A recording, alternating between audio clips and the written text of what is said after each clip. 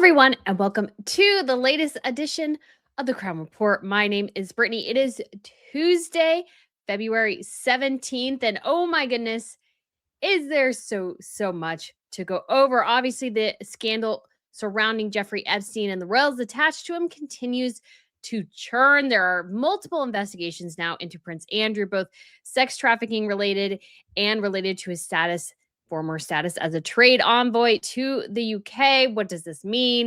What does it mean for the York girls? And apparently Sarah Ferguson is still going to attempt to mount some sort of comeback to the broader world, attempting to rehabilitate her image, obviously after a disastrous year. We also have the Marius Borg Høiby case and some interesting revelations there that I really feel like shows off his criminal pathology, which is very dark. Like, the more I think about it, the more I read about how he committed his crimes and the kind of always doing it, basically with his stepfather around, which is, rather creepy itself, but keeping trophies, how I guess he would kind of go off after he had an argument with one of his girlfriends, I think reflects definitely serial killer-ish vibes. Now, not saying he is one, but what I'm saying is that the pathology is very similar. This is a deeply disturbed young man, and I don't think his family is still taking the situation all that seriously, to be quite honest. And it's actually quite disturbing that a lot of the crimes happened when he was out with his stepfather doing things. I'm like, okay, stepdad. What were you doing here? Like, I feel like they need to pull Hakan onto the stand. Then we also have some reporting that Crown Princess Mette-Marit missed a royal event to hang out with Epstein. And that again raises some really fascinating questions about her relationship with Hakan. We have heard through the Epstein files that there were times where she really didn't want to be in Oslo, where she is the crown princess. And given where her son has ended up and that he was, spending a lot of time with his stepfather, you can't help but wonder if an absent mother really contributed to the absolute mess the Norwegian royal family is dealing with now. Yes. And we also have some excerpts from a new royal book coming out on Catherine and William. So some interesting tidbits there. So much to go over. I think there is more. We also have a new interview from Princess Madeline of Sweden talking about her family, her brand, and how it's so important to her to, that even though she is royal and she has a business, that she wants to do nothing to sort of tear down her family and undermine them in any way. So guys, we are going to you're going to go ahead and get into this. I do apologize. I've had, let's say, it's been a weird start to the week. Been watching my parents' dogs at their house, so it's been backwards and forwards and all over the place. But again, there's so much here to kind of discuss, especially regarding Andrew and Epstein.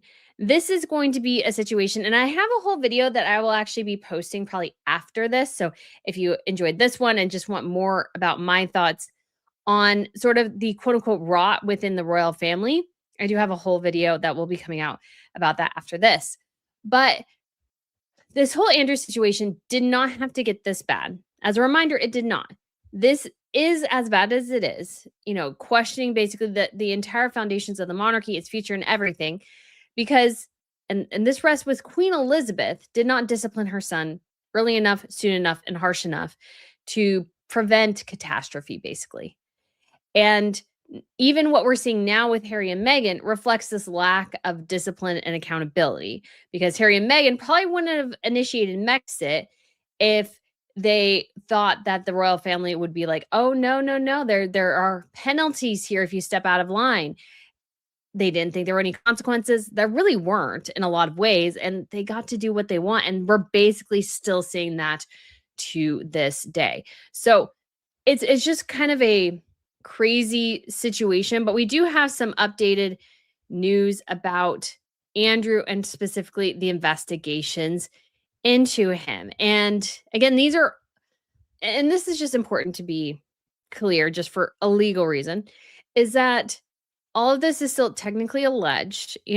We obviously know he was a pervy guy, and we have proof as well, just why I included the picture of him and Virginia Giuffre in the thumbnail, is that we did get a confirmation through Epstein that yes, in one of the emails it says, yes, Andrew and Virginia had sex at some point. And I never doubted that. I never understood that people were like, oh no, that didn't happen. It's just a total lie. It's like, no, the picture looks real. Like every metric that I can see from that picture looks 100% real. And he's very much, you could say, Andrew, using the Marius excuse going, oh, I never met her. Actually, that's not Marius' excuse. He never seems to remember the crime, Marius. He remembers before and after, but never during. Interesting, right? But when it comes to Andrew, he sort of denied ever meeting Virginia or like didn't recall meeting her or whatever. And it's like, no, this was somebody attached to one of your best friends. Like, come on. Nobody really believed that. People were saying the picture was fake. And I was like, it looks real to me. And we do have confirmation that that is essentially correct. But there's so much to investigate with Andrew. And honestly, I will say, and I have said that probably what will really get him at the end of the day is much like Al Capone. Al Capone got hit with IRS charges. They could not get him on like racketeering and murder and these sorts of things. They could get him though on the IRS charges. And so I think that is what will eventually get Andrew is his time as a trade envoy. That is actually what will be what kind of, I think, sinks him in a lot of ways. And so this is from The Sun. Andrew facing cop probe into sex trafficking claims after women flown into the U.S. on Epstein's Lolita Express. So I'm curious how this will exactly run, because if Epstein flew the women in, but Andrew didn't really expend any money for them to come in, is he really guilty of sex trafficking? That's a question for sure. But it says Andrew Mountbatten Windsor is facing a criminal probe into sex trafficking allegations over claims women were flown in and out of the UK. Essex police said it was assessing accusations that the alleged victims were flown into Stansted Airport by his billionaire pal, Jeffrey Epstein.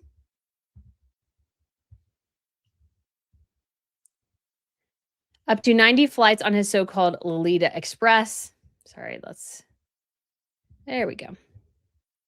Touchdown at Stansted. Of those, 15 occurred after he was jailed in 2008 for soliciting underage sex. Essex police are now examining the flight logs and emails as the pressure on the former Duke intensifies. XPM Gordon Brown said messages contained in the Epstein files linked Andrew to at least one victim who was flown into Stansted on the private jet before being snuck into Buckingham Palace. As a reminder, Andrew had a home in Buckingham Palace, so that's why he was there. But Essex police said we are assessing the information that he has emerged in relation to private flights into and out of the airport. I hate it when they do. Don't you hate it in news articles where they're just like redundant? It's like you've said the same thing 3 times now. Surrey police said it was engaging with relevant agencies to obtain the access to unredacted files. And the allegation was contained within an FBI report written up in July 2020. A Surrey spokesperson said, following a review of our systems using the limited information available to us, we can find no evidence of these allegations being reported to Surrey police. We are therefore engaging with the relevant agencies to obtain access to the unredacted information. Andrew has always denied wrongdoing. And so the Thames Valley, Surrey, and Metropolitan Police are assessing multiple claims following the latest tranche of files linked to the financer. Andrew has been an ever-present figure in the latest bombshell documents. Claims against the outcast royal are now being investigated alongside allegations of misconduct in public office against Lord Mandelson. Last week, the Thames Valley Police said it was assessing multiple claims against Andrew, who is being probed by criminal prosecutors. Meanwhile, the Met launched a criminal probe into the Mandelson files after files appeared to show him passing confidential information to Epstein. Andrew is under investigation for basically the same thing. So we have the disgraced labor here, all these sorts of things. So the criminal investigations into Andrew continue, but we will have to see what actual evidence comes into play here, because we don't have, let's say, a ton of hard evidence. At this point, we have a lot of different disparate aspects coming together. And I don't think this completely applies, but at least in somewhat the sex trafficking, I think why they really couldn't expand the sex trafficking investigation beyond Epstein and Ghislaine Maxwell in a lot of ways is not just a lack of evidence, but sort of a lack of a record of, money or goods or anything exchanging hands for access to these women. So I think that is sort of going to be one of the critical factors in this investigation is I think, if Jeffrey Epstein sent a woman Andrew's way, how is he supposed to know she's trafficked? Or again, all of this is very, very gray. When I've been reading through some of the Marius trials, I find that a lot of it is going to be less solid than I thought it was. And it's going to be really, really gray. It's going to be based on the judge's assessment of the witness and the things they testified to. Because in the Marius case, yes, we're kind of talking about both stories, is that the women all initially, the Marius Borg Høiby case is about a variety of allegations, including the most serious being SA, and all the women had agreed to have sex with him. And then he took it too far. Most of the time, they figured out through records on his phone, because he took videos and stuff, that he was assaulting the women while they were sleeping, and they woke up to that. And they did not consent to that, but they did consent to something else. And I don't think it's consent at all, but it's one of those things where it's how people read it. Some people won't read it that way. They say, well, if you offered once, you offer again. I'm not saying that's accurate, but I'm just trying to be clear that there are just a variety of factors here. And I can't help but wonder too, some of the women agreed to some of the things Epstein did before, now regret it, and now are saying, no, I didn't agree to this. And it's going to be one of those things where I think the trafficking allegations are going to be really hard to prove. I think this is going to be really, really hard to prove. But the thing that'll get him, much like Al Capone, it's going to be his trade envoy status and what he did there. That is going to be the thing that probably lands him in jail potentially, is sharing confidential information he was not supposed to share. And this again goes back to the questions of the monarchy and the role it plays and how much access should members get to confidential information. This could actually even impact Prince Harry's case, his security case, because, he wants access to confidential files. And yes, they are about him. But the government could also say, hey, we gave confidential files to Andrew. He violated that. And so ergo, basically, confidential files are only given to the monarch and the heir, and that's it. So Harry wouldn't even have access to any of that stuff, potentially. I'm not saying that's exactly how that works, but it's an interesting thought process. But yes, I've seen a couple of calls to arrest him. You have to have, though, evidence and a solid case to arrest somebody. You don't just arrest him willy-nilly. You actually have to have a solid case and real evidence, not social media evidence. Again, I've seen a lot of people coming on and going, well, I found this little bit in this document here, and that means he's guilty. That's not really how this is going to work. That's why they're asking for the unredacted files. They need to see the unredacted information, because what we are getting as the public is only a snapshot of the data. We're not getting full names. We're not getting full pictures. We're not getting 1, 2, 3, 4, 5. And the actual criminal investigators need that information. And they're the only ones, I think, at this point, who should be privy to this information. Because if all the information is out there in the public and there's no way to, let's say, question people, with data that the public doesn't have, and cornering people on information and evidence and these sorts of things, like if you've watched any true crime, keeping certain aspects of the case close to the vest is absolutely critical. It's completely critical.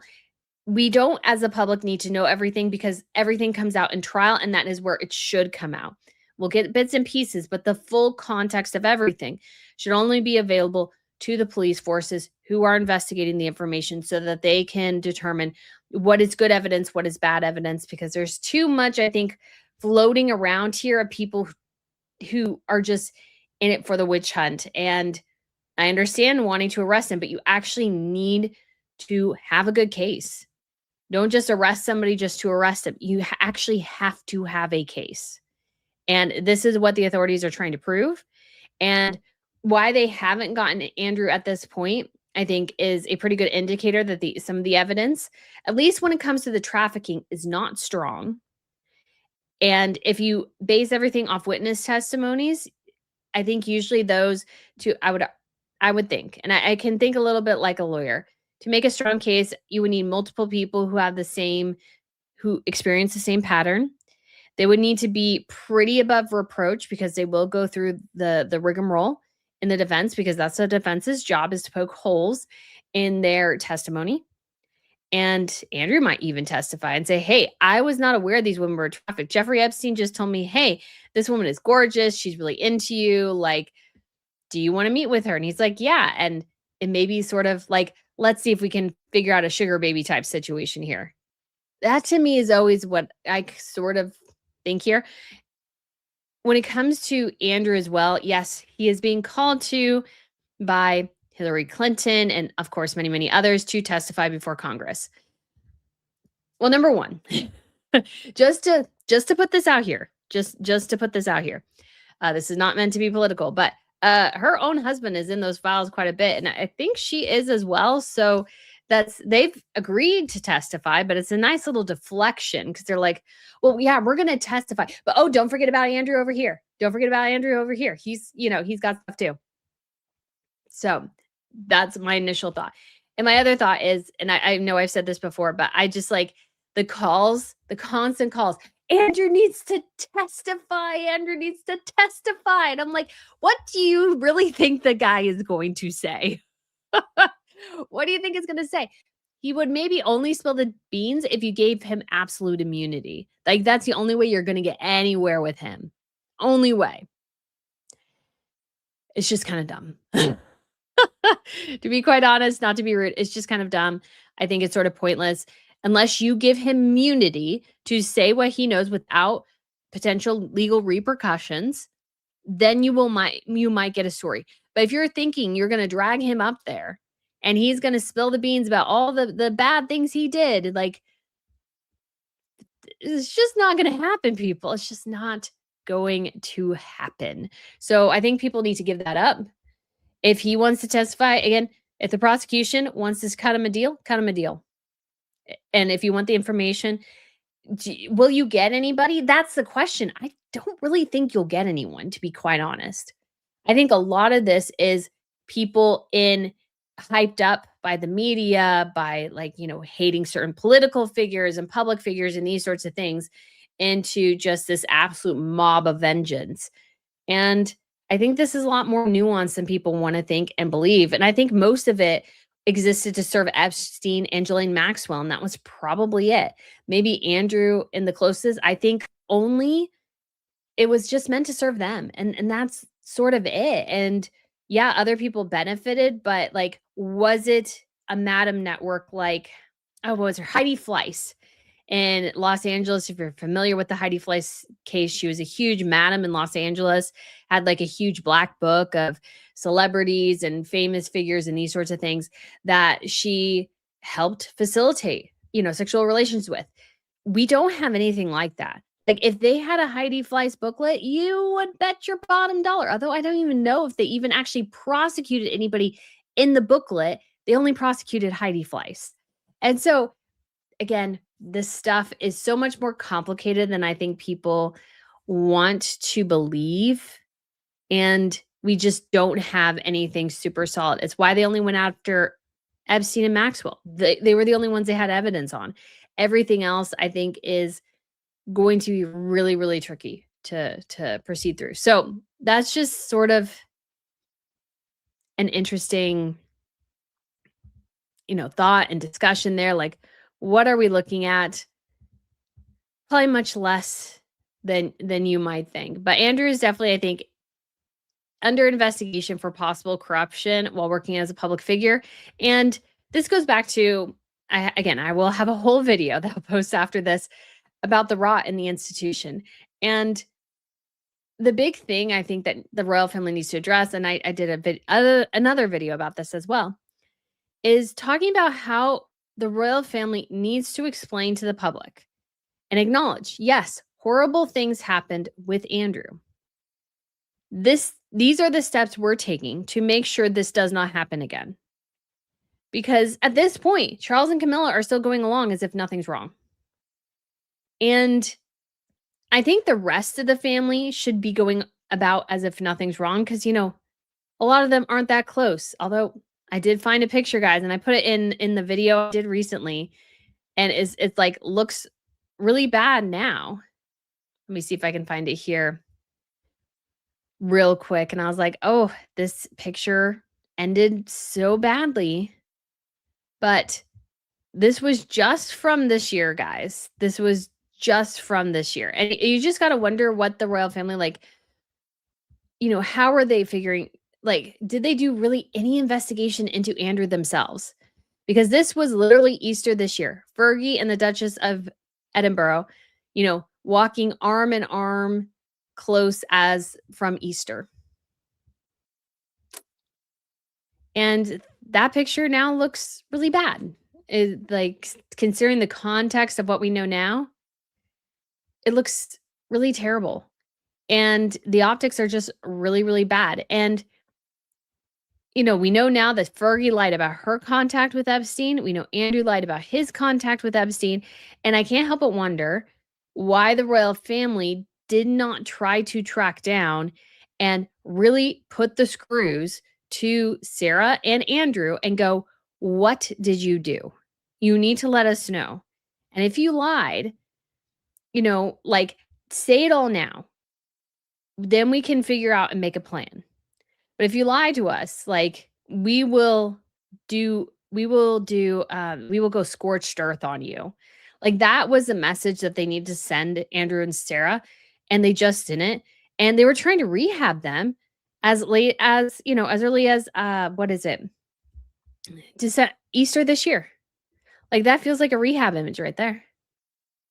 And I'm not saying it's bad for family members to go to an Easter service together. You guys know me. I know, I've always been okay with that. But I can't help but wonder if, like, they just really didn't know how bad things were. And it's like, how did you not know? As a royal family, you should know how bad things are. If you didn't know, then you leave yourself set up for failure. And that's exactly what's happened. They didn't know. They didn't care enough to investigate. They were like, well, they must be telling the truth, right? Well, now you're, like, majorly screwed.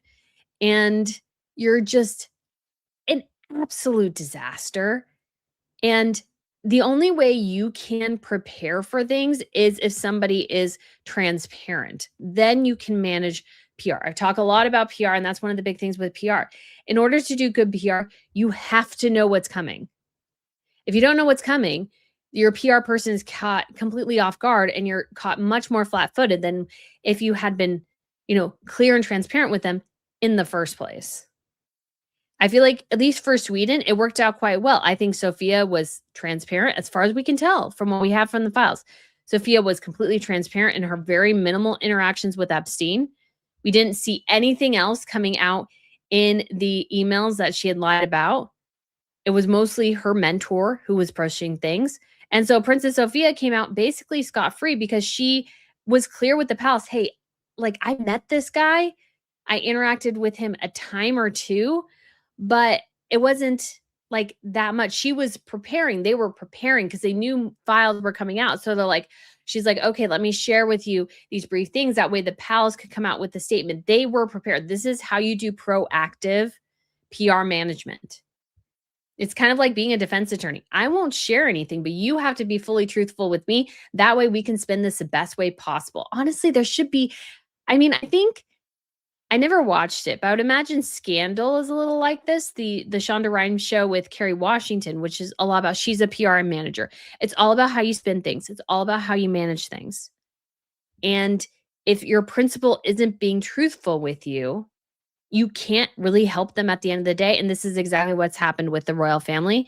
And looking at this picture now, like, the buddiness of Sarah and Fergie, or sorry, Sarah and Fergie, Sarah and Sophie, it looks bad.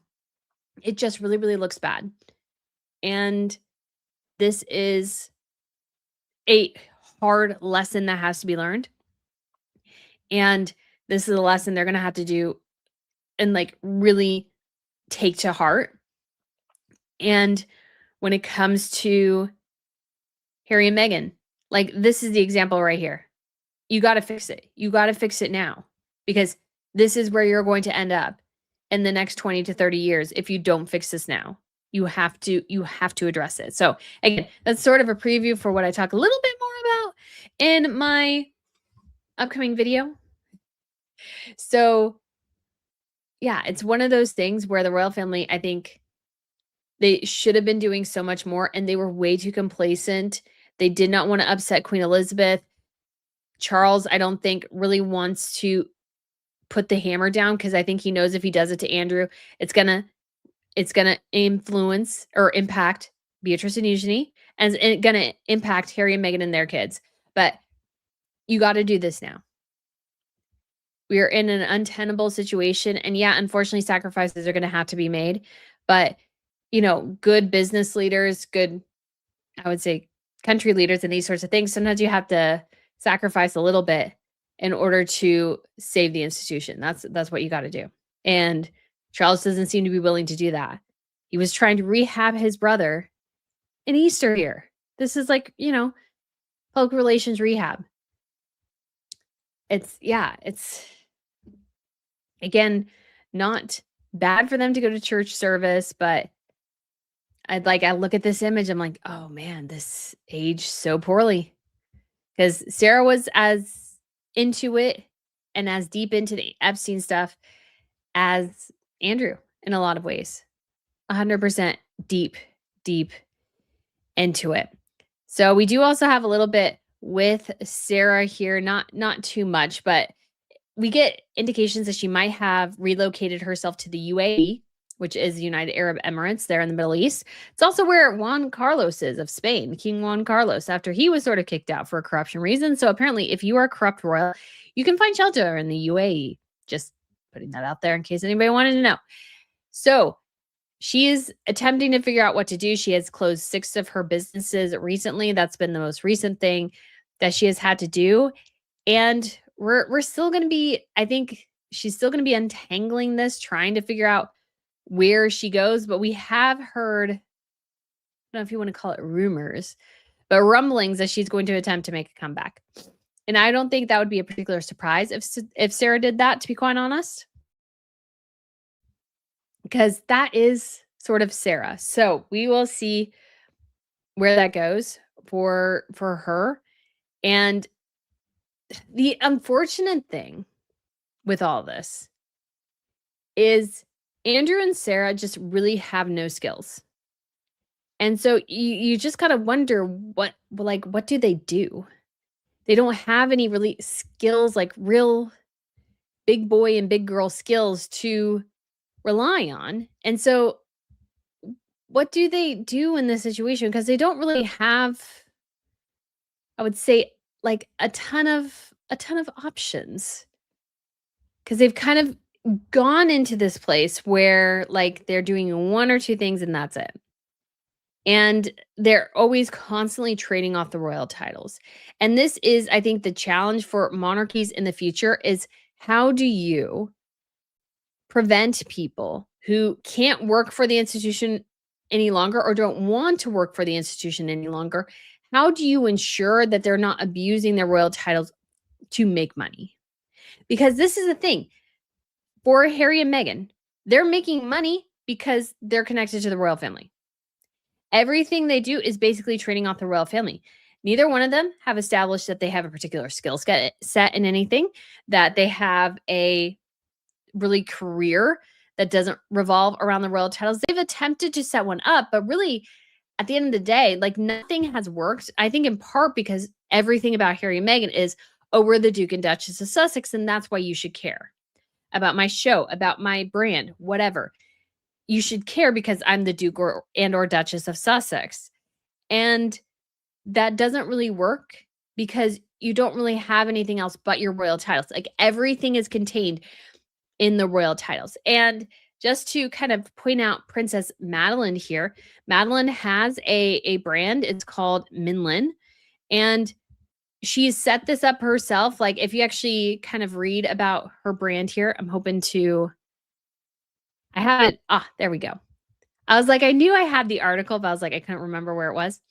And so when it comes to Madeline, she has created this brand herself.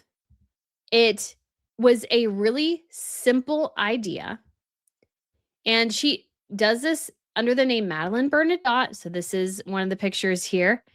And she explains her entire reason why she created the brand. She's like, as a mother, I struggled to find skincare products suitable for my children that were natural, safe, and appropriate for their developing skin. I've always been careful about what I chose for them. And she came to this idea because her eldest, Eleanor, who is 11, almost 12, told me she no longer wanted to use products labeled baby. However, she didn't feel comfortable using adult skincare products. So finding an intermediate product designed for younger, more mature, but still sensitive skin proved surprisingly difficult. At the same time, I noticed a worrying trend. If you go to the cosmetics store in the afternoon, you'll see very young girls shopping on their own.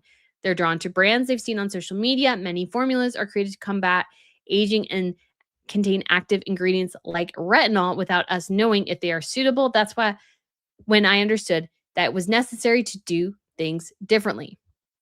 So I point out that story because that is a perfectly logical kind of breakdown of why she created this business, what she saw missing within the market for skincare products and these sorts of things. And so I love that because to me, I look at that and going, she's not going, I'm Madeline Bernadotte. Sorry, not Madeline Bernadotte. This is what she's going. It's not, I'm Princess Madeline. So you should buy my skincare line because I'm Princess Madeline of Sweden. It's like, I have a daughter. She wanted skincare products. I went into the store and all I could see were skincare products that were basically for either adults or babies. And I needed a middle lane and I created a middle lane. This is how good businesses begin. Creating a middle lane here. That's exactly what Madeline did. And that's why I think her business will ultimately be successful. It's because, yes, you can't avoid the fact that you were born a royal. Madeline was born the daughter of the king. Her father was king when he married her mother. So she was born the child of the king. And so she can't help that. That's how she was born. And so she has this public profile, like of no fault of her own. But she decided, like, she's like, yeah, you know what? I really like this business idea. My husband's really smart at business. Her husband handles the business side because that's what he's good at. And they've come together and actually grown a business that I think will actually be wildly successful. And yes, maybe it's sort of niche. I imagine somewhat maybe it's hard to get like too much because it does seem a little bit childish. So I imagine pretty soon her daughter will be like, I don't know, mom, if I want this. I want, the more adult stuff. But it will probably like for moms who want to, let's say, have like a little spa day with their daughter. I think her products are perfect for that. Absolutely perfect. And so I think there's a beauty in her products, and she's not trading off her royal title to get there. She had a good idea. She wanted something to do. She's a part-time working royal. She doesn't take any money from the state. And so she created something. And I think that's wonderful. And I think the big challenge for more modern monarchies now is that you really only need the monarch and the heir and maybe the spare. Everything else is kind of superfluous at this point.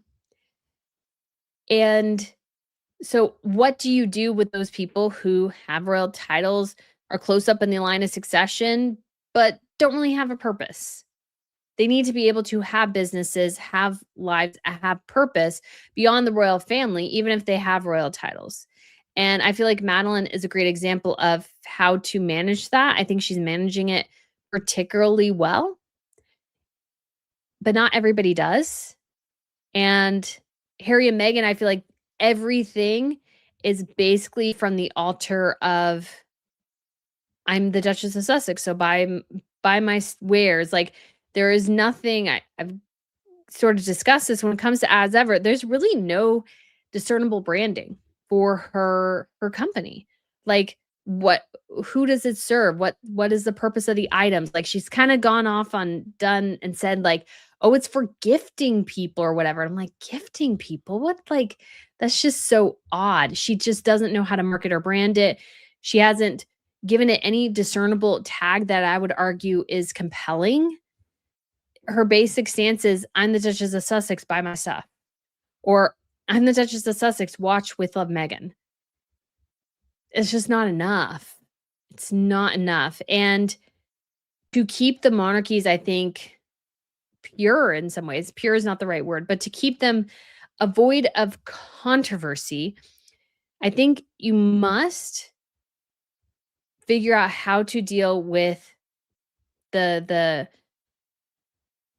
challenging aspects of rogue royals. How do you make sure people have purpose, have meaning, don't use their titles for their own benefit, just, or for themselves, just for that it serves a greater purpose. And I think the whole disaster with Andrew really does reflect that if you don't nip things in the bud, if you don't figure out how to manage people, these sorts of things, it's going to end in disaster. And this should have been, again, something Queen Elizabeth cleaned up, and she didn't. Now it's come to Charles, and he's still dragging his feet cleaning it up. You have to get this figured out. If the modern era is different, I think really for the Brits, the monarchy in some ways needs sort of like, I don't want them to strip away too much of the pomp and ceremony, but the internal structure of the monarchy really does need a vast rehab. I think it's time to kind of update things. I think letters of patent, most of the letters patent were 100 plus years ago, 110 years ago. Time to probably rethink those, rethink what the monarchy looks like, who has status, who has this, who has that. How do we take the titles away if we need to? Like, how do we keep this institution going? Because it's not just like that the royals want money and these sorts of things. It's history. It's history. It's history of the UK.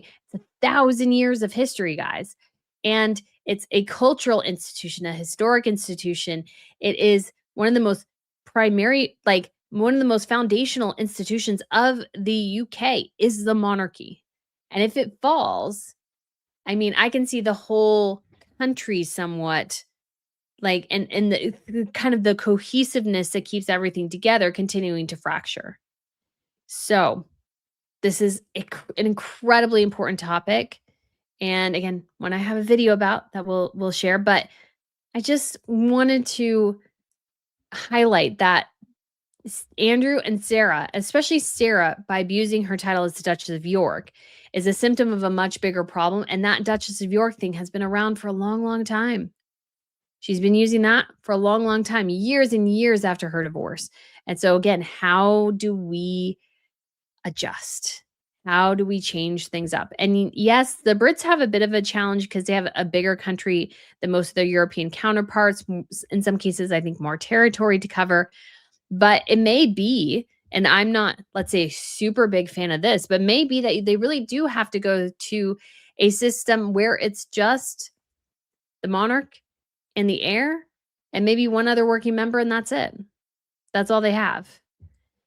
And I think some of the other members would need to step, like those who are working would need to work even more to cover sometimes more ground. But maybe that is part of figuring out how the monarchy can have a different presence in the country. I still think going and doing different engagements, of course, is good. It's what all royals do. But how do the Brits rethink everything is, I think, going to be incredibly important for the future, because it may not be here in 100 years. Because I think I was talking to Valentine Lowe, and he was talking about how he's like, I think he said, well, I think the monarchy will be here in the next 50 years. But I'm not sure in the next 100, 200 years if the monarchy will still be here. And honestly, that perspective has been, I think, wildly proven to be very, very true. Much more true than I would initially have anticipated. It has proven to be very true. And so that's going to be the big question, the $64 billion question going forward.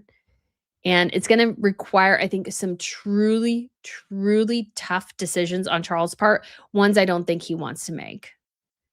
And unfortunately, but the mark of a good leader is making the tough, difficult choices to save the entire institution rather than coddling your brother and your son. They don't need to be coddled. They need to be kicked out. Just sever everything. let it go. They can still be obviously members of the family. That does not change. But the institution itself changes radically. They may even go to a Dutch system. Again, the Dutch system, once you get so far removed from whoever the king or queen is, you just fall off the line of succession. You're no longer there. I think that's what the Brits should do. I think that's what the Brits should do. It's like you get certain degrees of separation and you're off. Because honestly, right now, the British line of succession goes down for like, I want to say into the thousands, at least several hundred. I want to say, though, it goes over 1,000. I was like, that's just, I mean, honestly, it's just silly. If you get beyond that and something else happens, then we can talk and refigure things. But I think everything needs to go in the entire different direction. But yeah, Gretchen says, I worry Charles is too sensitive to do what needs to be done. I agree. I don't know if he's sensitive enough I think he's too sensitive to do it. I think he just wants his reign to be like a happy time, but that's unfortunately not what you inherited. And sometimes as a leader, you are required to step up to the plate. And I think actually he is going to hurt his reign immensely by not doing what needs to be done right now, by coddling, by slow walking everything, and just trying to, I think he's really trying to basically retain his mother's reign. Like his mother reigned for 70 years, which again, I think is actually a bit of a mistake here. Mistake. I think that's been a bit of more of a curse than a blessing in some ways, because things did not get fixed. They did not get adjusted. And now we have an epic mess that really is Queen Elizabeth's problem, Queen Elizabeth's fault. It's not Charles, but it has come to him. And what is there's a great, Lord of the Rings quote. It's like, no one prepares for this time, but it's what you do with the time that is given to you. And Charles, in this instance, has he has a moment. He has a time. This is his time to adjust, to fix, to think through, and to give a strong foundation to his son. Because unfortunately, between now Elizabeth and Charles, we've seen the foundation erode quite a bit. If Charles doesn't fix this rogue royal problem, it's going to be eroded even further for William. So it's like a house that's gone through 3 generations and nobody's done upkeep. And by the time it gets to William, the roof is like, there's a hole in the roof, water's falling in, the foundation's cracked, there's mice somewhere. Like, this is what Charles will leave his son. And that is unfair to Charles. It was unfair to Queen Elizabeth to leave this to Charles too. But again, Charles, if he wants to be the man here, and I hate to say it that way, but if he wants to be the man here, if he wants to be the leader, if he wants to be the king who leaves a strong legacy, this is what he must be able to deal with. Don't just go on like everything is fine. You got to figure out how to fix it. And maybe they are working on that behind the scenes. We don't know that yet. It may take them a while to figure out what it is. But I really feel like we need to hear, there is a summit. There's a big discussion going on. They're taking this very seriously, because I think almost the, never complain, never explain, go on, and as if nothing's wrong is actually working against them at this point. There are times, I think William and Catherine and Sophie and Edward and maybe the Duke of Kent and Princess Anne, if they're working, I think that's fine, because again, it shows that the institution is working. But you actually need Charles to be in the CEO room. If your company's failing, let's say, I didn't plan to go this far along on this, but let's go ahead and say the company is failing. You want people who keep the day-to-day operations of the business running. You just want to keep them going. You just say, okay, X, Y, and Z, this is your job. Just keep going. Don't falter. Just go as if every day is the same. And then I'm the CEO. I'm bringing in the best people to me, and we are huddling for a week, and we are hashing things out. We are letting people know we have recognized the problem, and we're attempting to fix it. Just Charles going, oh, yeah, of course we're open to an investigation. Well, duh. But I mean, still, it's good to say, but it's well, but we're open to an investigation. And yeah, we kind of said he wouldn't use his Duke of York title, but they didn't strip it. And then 2 weeks later, he stripped it. That's kind of the thing, because it wasn't enough. So Charles was pushed to go even further than he was comfortable with. He has to be, I saw, Gretchen, what you said here, ruthless. Like, Charles has to be ruthless. He has to be ruthless here. And that is going to determine what his reign is. If he doesn't deal with this, he will be seen as a bad king. He will. Again, plant all the trees in the world you want, Charles. That's not actually going to be the thing that you're remembered for, to be quite honest. It's going to be this. It's going to be this. Andrew, Sarah, Harry, and Meghan.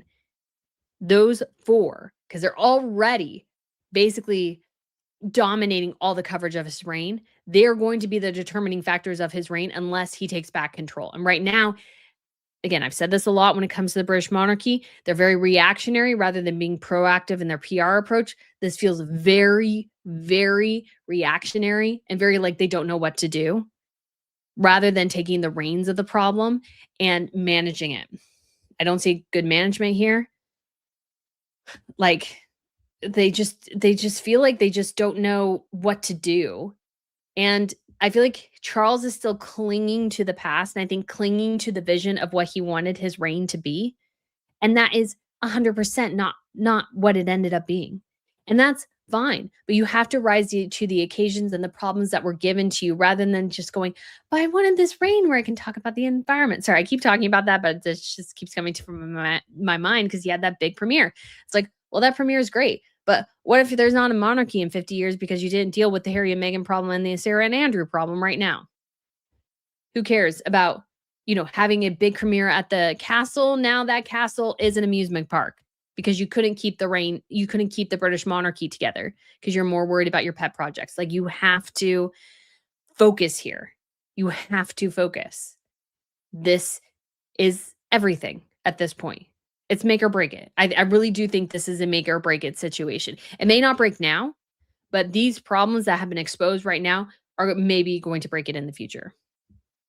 And that's unfortunate because you're giving people, especially people who are not fans of the monarchy, you're giving them a kind of a window in. You're giving them a foothold where they didn't have one. And they're getting more footholds.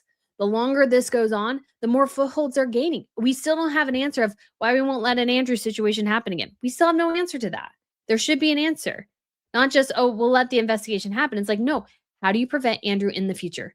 Because you're basically asking the public to rely on Charles as the leader of the monarchy to police the members. And he obviously can't do that. Queen Elizabeth obviously couldn't totally do it either. So, like, it's like, I so want to be, I feel like some of it is very American, and I get that. But there's a reason why I think Spain is doing so well, despite the scandals of Juan Carlos and Juan Carlos' daughter. Juan Carlos had a son-in-law who spent time in prison for tax evasion. King Juan Carlos himself, they have a net worth in the billions of dollars that basically he's stolen over the years, kind of like finagling deals for Spain, but getting massive kickbacks for himself. Again, that's alleged, but he did all that. And so when King Felipe came in with it was basically, we don't know if the Spanish monarchy is going to last. Now, I think it's actually one of the strongest in Europe. Why? Because King Felipe did the leader thing. I think actually the biggest absolutely kind of key moment for Felipe was when there was some massive flooding in Spain. Him and Letizia came to see the people. They brought the president with them, or the president brought them with him, and they got attacked, basically. And Felipe and Letizia, they stayed. They had mud on their face. Things were thrown at them. And he stood there and he was like, there's the one picture I remember where he's like this, calm down. Let me hear you. And he was the leader. That's a leader. Like, it makes me emotional thinking about it in a way, because it's like, man, that was a moment where he really, really stood on the foundation and really led, despite the animosity, despite the like a literal angry mob. Yes, they were more angry at the president than they were at the royal couple. But the royal couple, like one of their bodyguards, he had blood coming down his face. Like it was scary. Like, and Letizia looked scared in the pictures. Like you can tell she's like, oh my gosh, what the heck is going on? Like this is not like what she wants. But I think he did the greatest thing there. And his monarchy, I feel like they work all the time. They're on top of it. You know, sometimes I wish Letizia, like I sort of miss her old style. I'm not a super big fan of her current style, but she does a great job. He does a great job. And guess what? They have a really strong monarchy now. And I think part of it is that they did things differently. They changed things up. We see just a very different king and queen than we did before. And yes, some people still love Sophia, who's Felipe's mother-in-law, or sorry, mother. And Letizia gets some, flack for not being so deferential to her mother-in-law. But honestly, I think Letizia keeping, Felipe or helping him sort of stay away from his father actually helped save his father's reign. Or sorry, helped save Felipe's reign. That he did not go along with his father. That he was not caught up in anything like his siblings have been. The sisters are all caught up in Juan Carlos, and so are their children. But Felipe and Letizia, they have stayed away. And that could have been hard because it has caused friction in the family. But I think my personal perspective is that they wanted to save the institution. And to save the institution, they had to make sacrifices. I think Letizia was perfectly happy to make them because I don't think Juan Carlos is a walk in the park by any stretch of the imagination to deal with. But I think it's so good what they did. And I think that was their solidifying moment of that. Yes, he is a great king. I think, and that's why they wanted him at the accident site of that train accident, like right after it happened. Why? Because he's the leader of the country. Like they see him as that. People don't see Charles that way. They see him as a temporary figure. They see him as sort of wishy-washy and more concerned with the environment than maybe, how high their rent bill is or whatever. And I think Charles could change the tone of his reign entirely by really taking the reins of this situation rather than letting things happen to him. He is actually the one dictating the outcomes. And I think he has the power to do that, but he's too chicken to do it or just doesn't want to. I don't know. That's just my personal opinion. I was not expecting to go on that tangent that long, but I just find that to be super, like, this is the make it or break it moment for the British monarchy. It really is the make it or break it is this situation, because Andrew and Sarah are the outcome of 30 years of bad decision making that could have been, I think, hindered with a strong kind of slap to the rear. Harry and Meghan are going to be that bad in 20 to 30 years. So they have to do this now. Otherwise, they'll be doing it again. And I don't think they'll last if they have to go through this again. I don't know if they'll last. So it is not an easy thing at all, but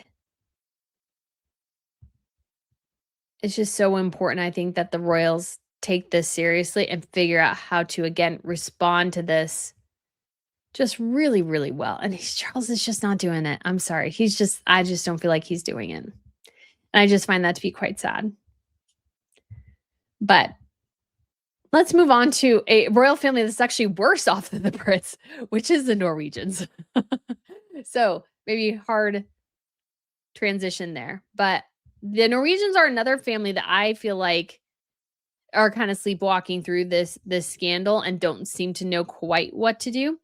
And I was reading through this particular article yesterday and I was just shocked. I'm like, oh my gosh, he sounds like a serial killer, Marius does. And this was, I think, technically from last week. So, excuse me, I can take a brief sip here.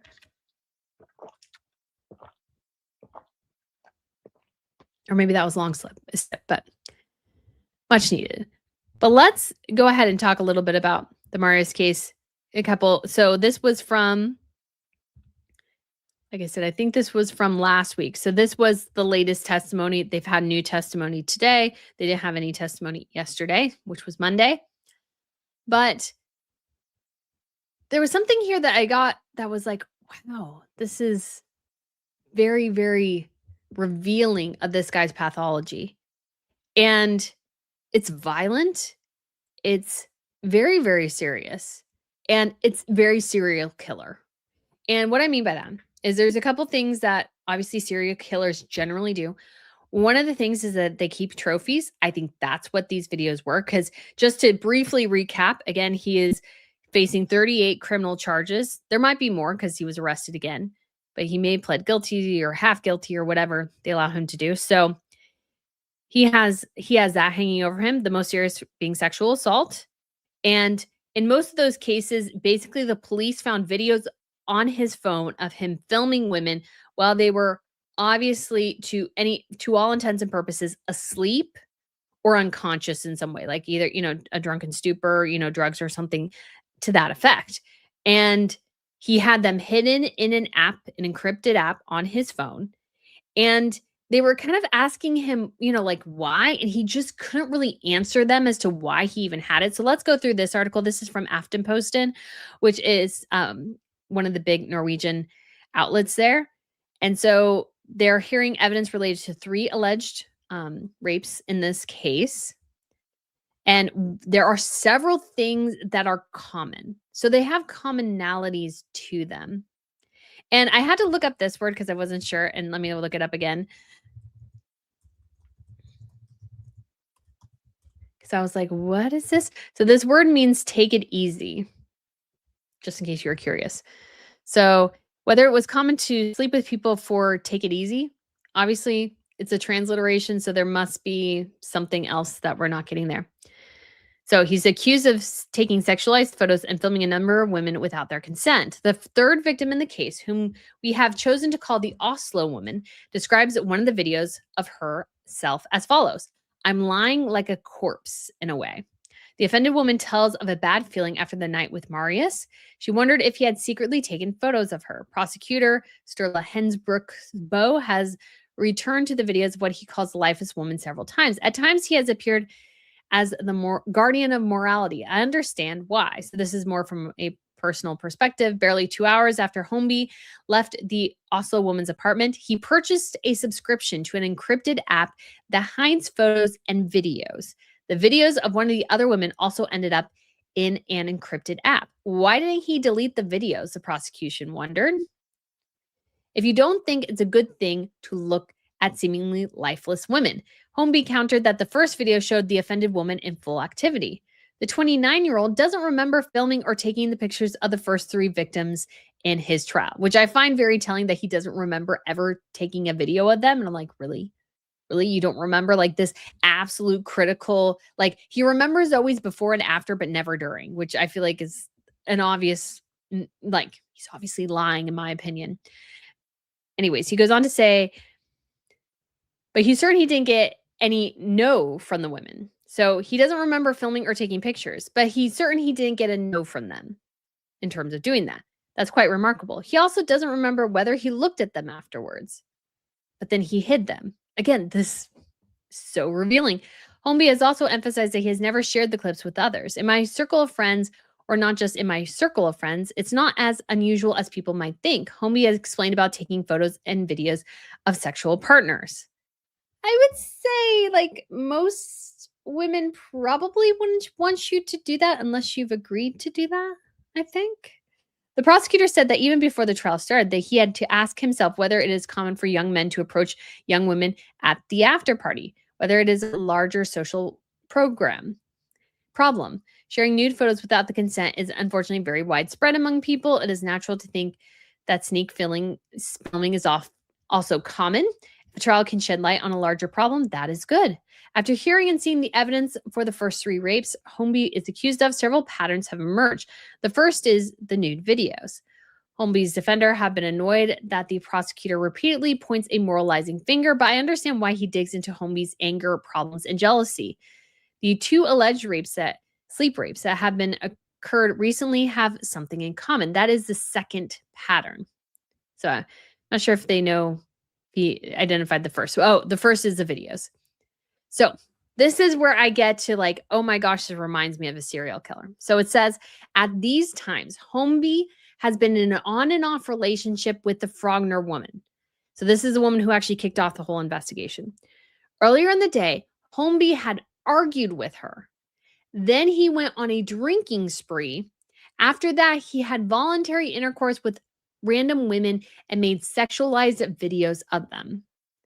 It seems that Henriksbo wants us to be left with the following questions. Is this a man acting on impulse? Has his anger been a triggering factor for these alleged offenses? So this is like one where I'm like, wow.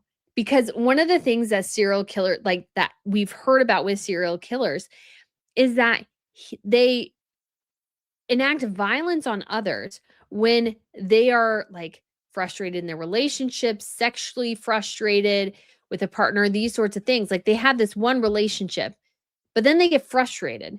And so they have to enact their frustrations out on somebody else, and then they go back home.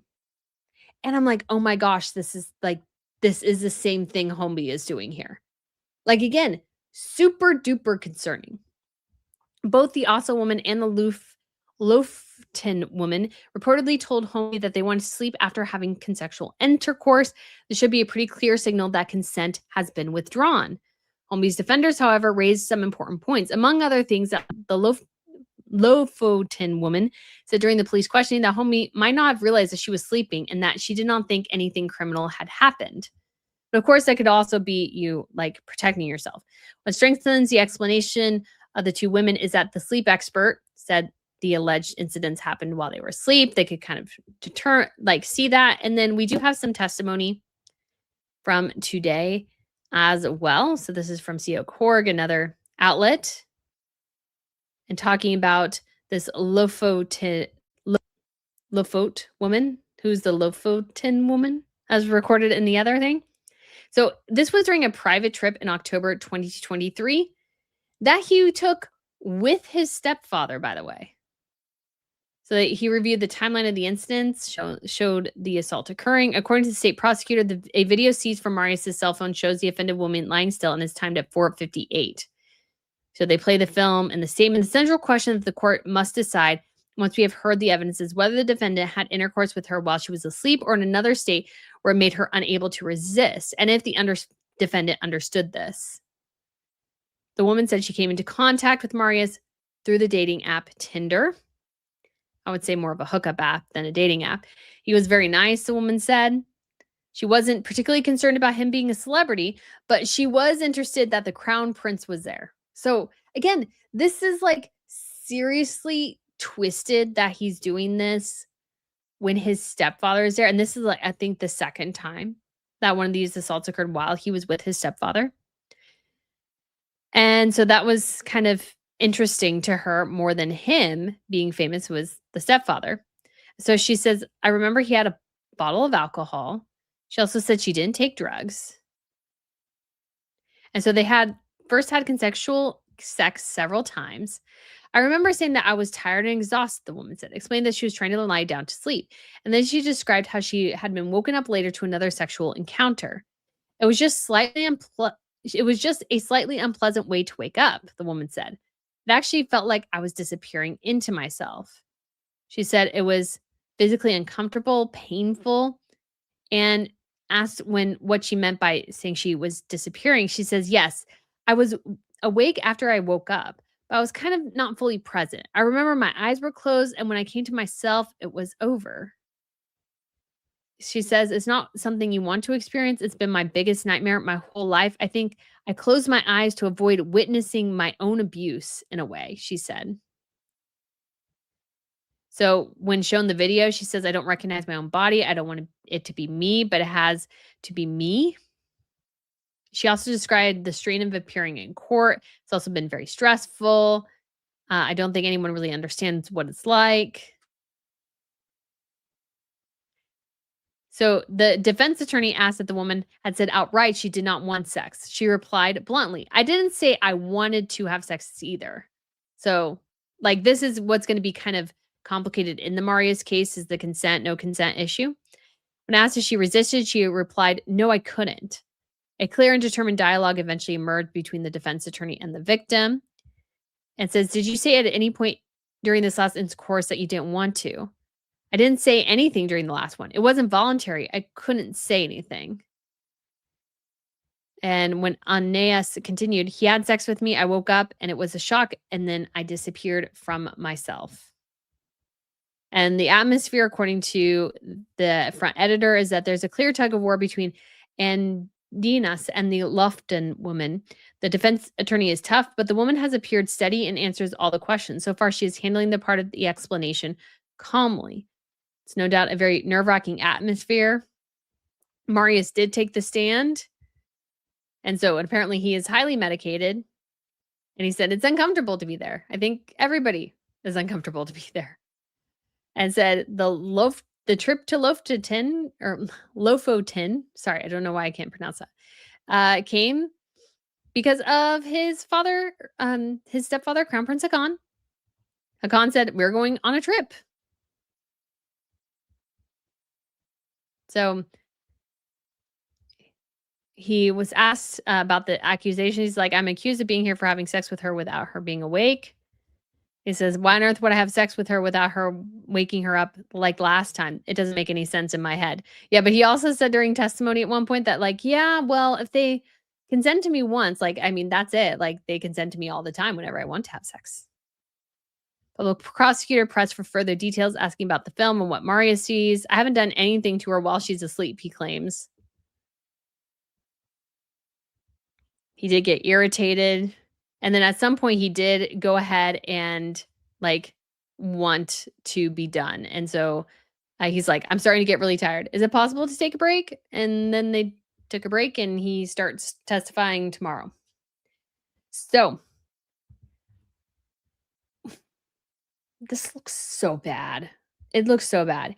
It looks really bad. And then you combined all these things together. So there was a story yesterday. And for some reason, guys, I don't know if it's because I was kind of sleep deprived because I had to take my parents out, fly them out early in the morning. I didn't fly them out, but I had to take them to the airport early in the morning.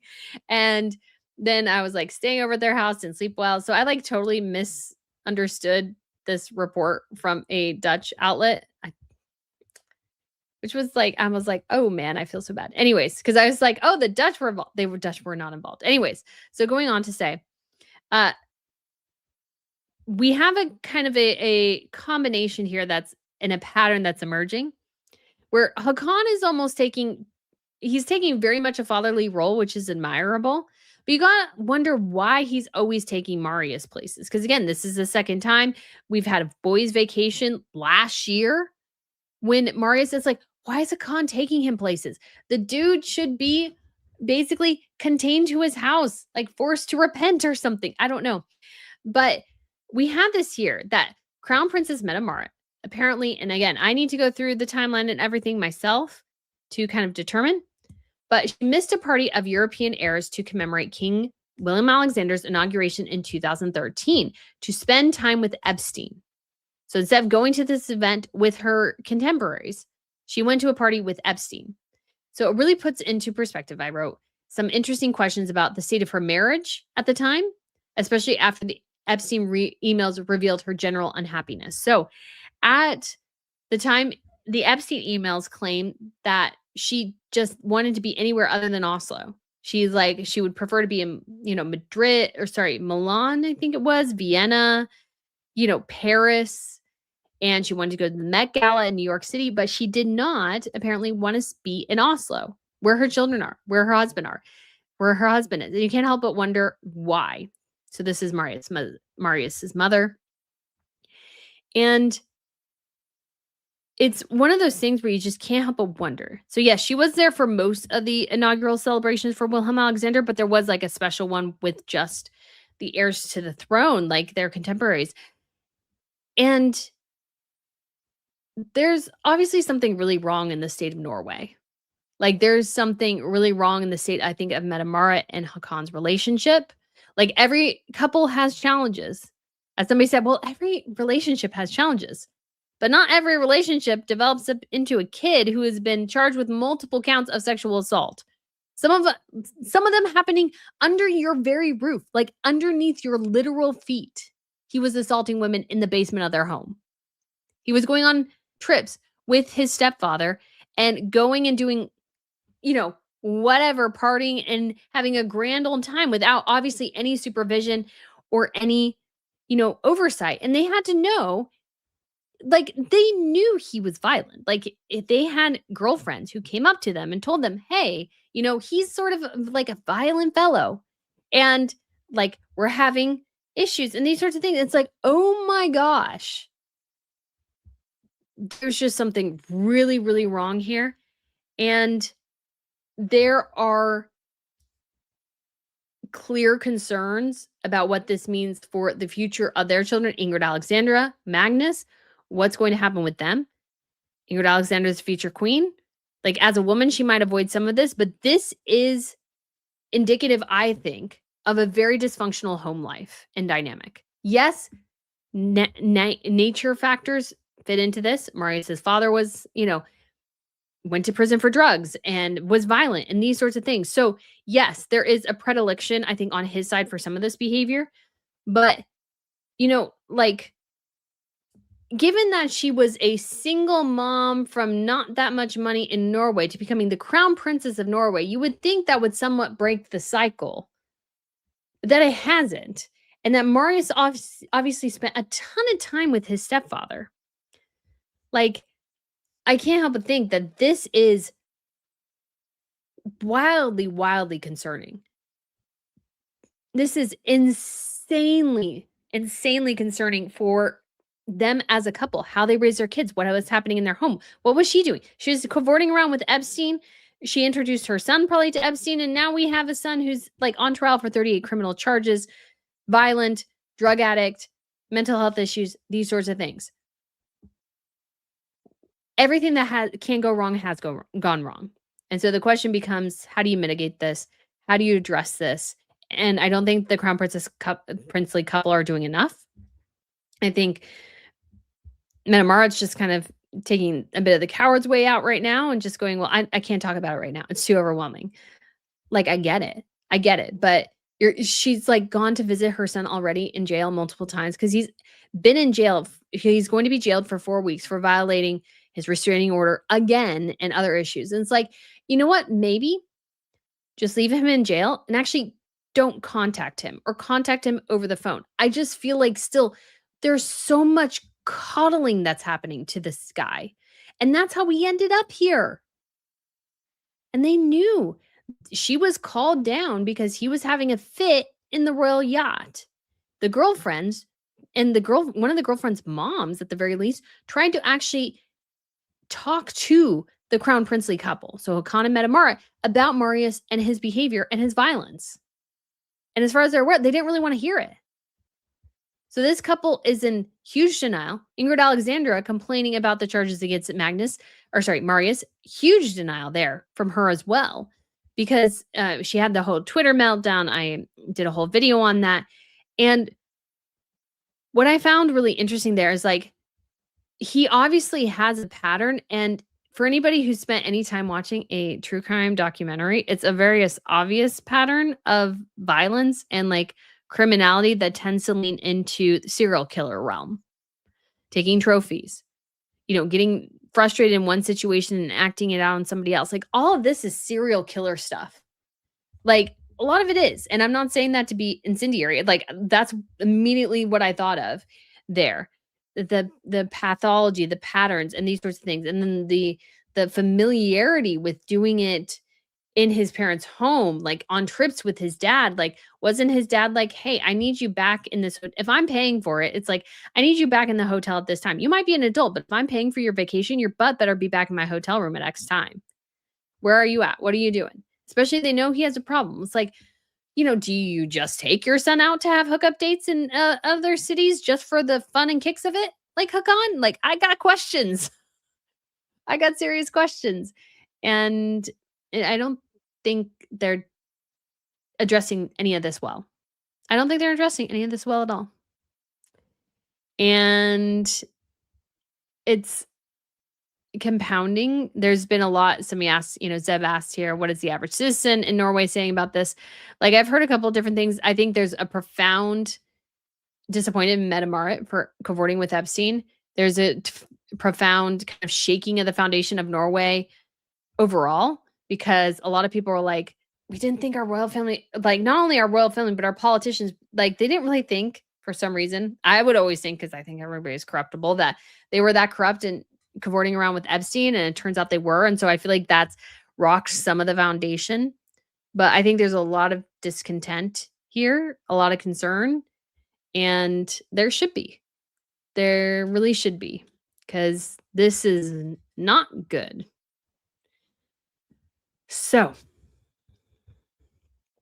and we do have a little bit, I don't think I can get into too much of this, but I will be asking, and hopefully we'll get it. I actually asked for somebody else and we kind of had a tenuous idea, but like the news has just been like so crazy the last couple of weeks, but it's kind of been hard to definitely keep up with everything for sure. But Russell Myers of the Mirror has a new book coming out on Catherine and William. And so it's going to talk about a lot of the moments. The funny thing is, I guess William was throwing out kind of funny names for like Prince George potentially instead of George. Like they threw out some other names. Apparently George and Louis were like two of the favorites. But Catherine wanted Alexander, and I'm still bummed we didn't get Alexander instead of George for his name. I got to be quite honest. I'm still a little bit. I would have preferred Alexander because I like that name a lot. So I was a little bummed, but they definitely, William wanted to go with kind of non-traditional royal names. I'm glad they did go with traditional ones, just for the record. But I think this is going to be an interesting book to read. And one of the big quotes that came out of this is, obviously going to be the focus of my video that'll be airing really soon, which is, the rot in the institution. William wanted to get rid of the rot, which was Andrew. He's like, well, we need to deal with this. And Charles just didn't want to. And that is really been, I think, diminishing the monarchy at this point. William was 100% right. And I would argue that I was wrong, because I was kind of like, well, as long as he's not convicted or anything, like, I understand. But obviously Andrew lied much more than he initially let on to about his relationship with Epstein. And that has been, I think, honestly, the lying. Again, it's the lying that actually gets you oftentimes. It's not just that, you were cavorting with him. It's that you continue to lie about how much you were in contact with him. That you said you stopped contacting him, but when you were still in contact with him. That's what gets you, is the lies. So William and Catherine are obviously, I'm sure quite concerned about this and trying to figure out what, role they have with, if any. I would argue they don't really have any role in some of this, because, obviously they weren't there when Andrew was doing what he was doing initially. And I think Charles, is a little threatened by William and William's desire to change things up. But we have kind of we just have a mess going on within the Brits. I think so much of this is holdovers of Queen Elizabeth's reign, but I think it's Charles wanting to enact the reign that he saw of himself rather than the one that's actually been given to him. And so if he can figure out how to be the leader here, I think he will be remembered as a great king, a short transitional king who happened to have cancer and yet saved the institution from itself and reformed it. Or he could be the one where it's like, it's kind of like, who was it? Like, I think President maybe Buchanan was the one right before Abraham Lincoln and the Civil War. And he was the transitional guy, was like instrumental in kind of setting up how and initiating the Civil War in a way. And I think Charles, he could either be the one who helps save and prevents the Civil War, or he could be the one that basically kicks it into motion. Obviously, we're not going to have a Civil War, but, just kind of the same principles apply. So anyways, guys, that is all I have for today. That went a little long, but I guess I wanted to rant more about, Charles being the king here. So let's go ahead, guys. And we do have a couple of super chats that came in. We do have Carol, who gifted 1 Royal News Network membership. Thank you so much, Carol. And Carol also gifted a super chat. Thank you. Saying, what I can observe, Jeffrey Epstein had tentacles in the top echelons of society. There needs to be overhaul structure in the monarchy and what is expected of working members of the royal families in Europe. Yes.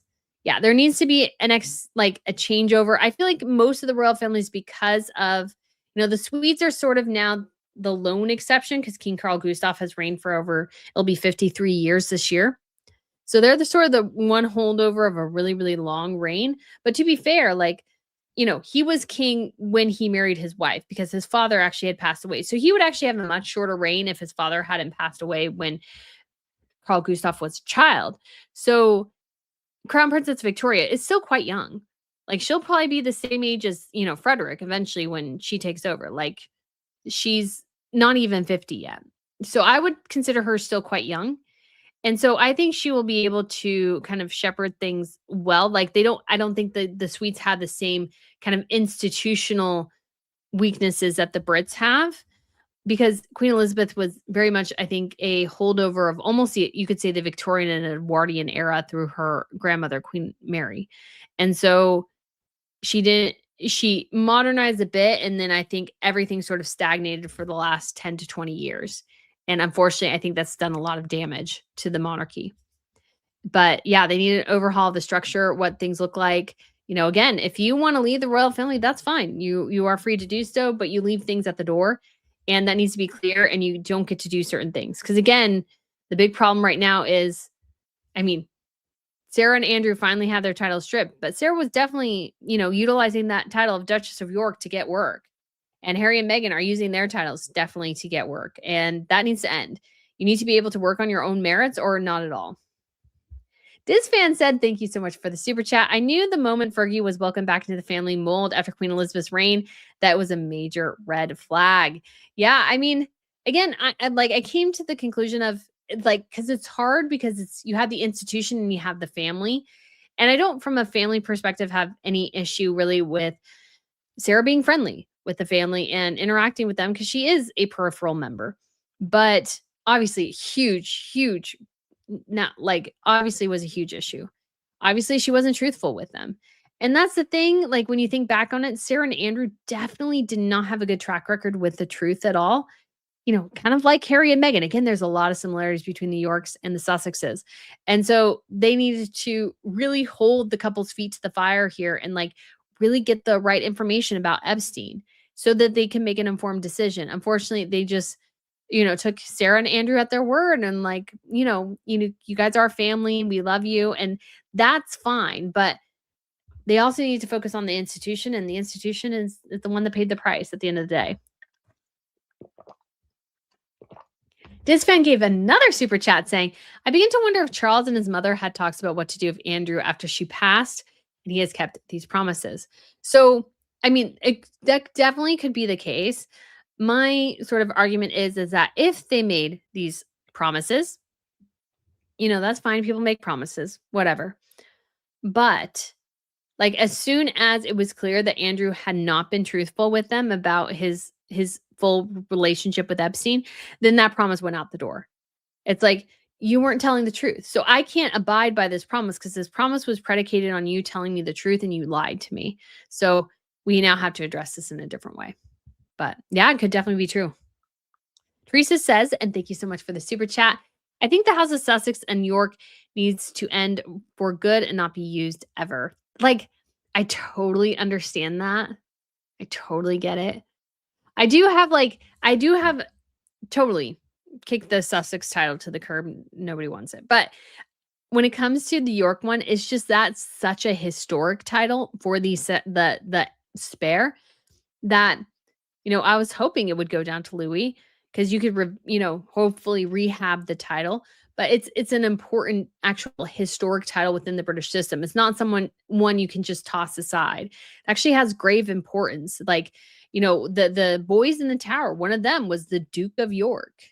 And so it's quite a important, distinct reflection of the monarchy. And so that's why I'm oh, darn, I don't want it to go away. Teresa also has been a member for 1 month. And Teresa also gave another huge super chat, 20 pounds. Thank you so much. And it's saying, I'm a massive royalist, but I think the king needs to pass his crown to William because King Charles isn't willing to wash the SHIT out of his eyes and ears. And it seems Prince William has washed his eyes and ears out a long time ago. So pass the crown to William. Yeah. Honestly, sometimes if you can't make the tough decisions, maybe you do have to give it to somebody else. You can't make him. Charles, I feel like is frozen. I think in the frustration of his reign not going his way, obviously the cancer as well, Harry and Meghan, and you have Andrew, and like I feel like you just get a sense Charles doesn't even really know what to do. He's just like, oh, just be the grandpa figure, and like it'll be fine. Like let's go and do this event, and it's like I totally have mad respect, but at the same time, I'm like, this is not going well. Do you want to leave a crown to your son or not? Like, that's the question that Charles needs to answer right now. So, yeah, I fear a little bit William may really tone down the pomp and ceremony, but I also do think William will really slash down the institution the way it probably needs to be. I think William is willing to be the bad guy, and you need somebody who is willing to be the bad guy to save everything overall. And unfortunately, this was not his choice. Like, William does not want to do this, but this is the only choice he has left. All right, Christina, thank you so much for becoming a member. You gifted one Royal News Network membership. Thank you. I'm sure somebody really appreciates that. And Devin became a YouTube member. Why, thank you so much, Devin. I really, really do appreciate that so much. So, guys, that is all we have for today. Obviously, so much going on. So if there are a couple little comments towards the end, we can kind of wrap things up. Clifford says, well, Meghan keeps threatening the BRF about whether they know what she will say, although she was there for 2 minutes. An autobiography has to cover the entire life, but Meghan wants her deal. She'll probably do it. She'll probably do a book. I think it's the only way she's going to make money. Tina says, thanks, Brittany. As always, you are welcome. Lizzie V says, remember to hit the like button and for this Crown Report. Thank you so much. All right. Lynn Gideon says, I really don't think stripping Harry and Meghan, the title of Harry and Meghan, will be that controversial. No, I really don't think it will.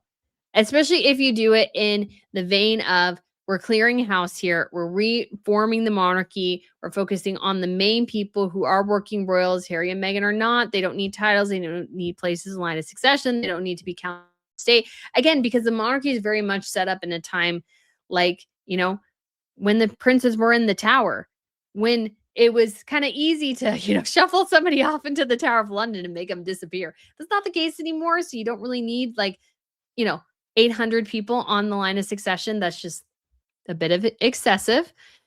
Teresa says, I think Prince William will be the king his grandpa was never able to be. Thank you so much for the super chat, Teresa. And yeah, maybe William is going to be just kind of willing to be the bad guy.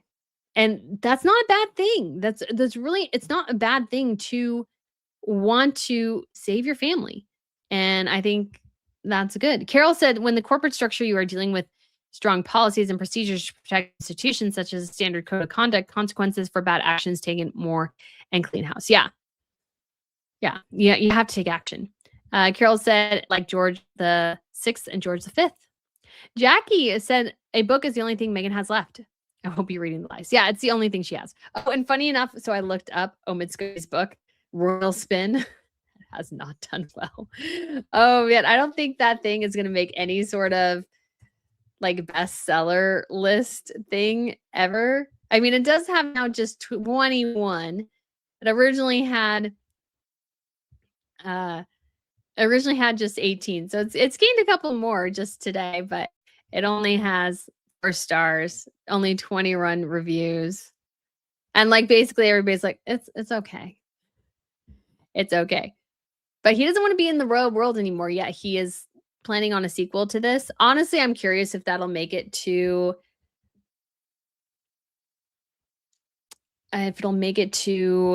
production or not. So it's in development, which doesn't mean though that it's going to see the light of day.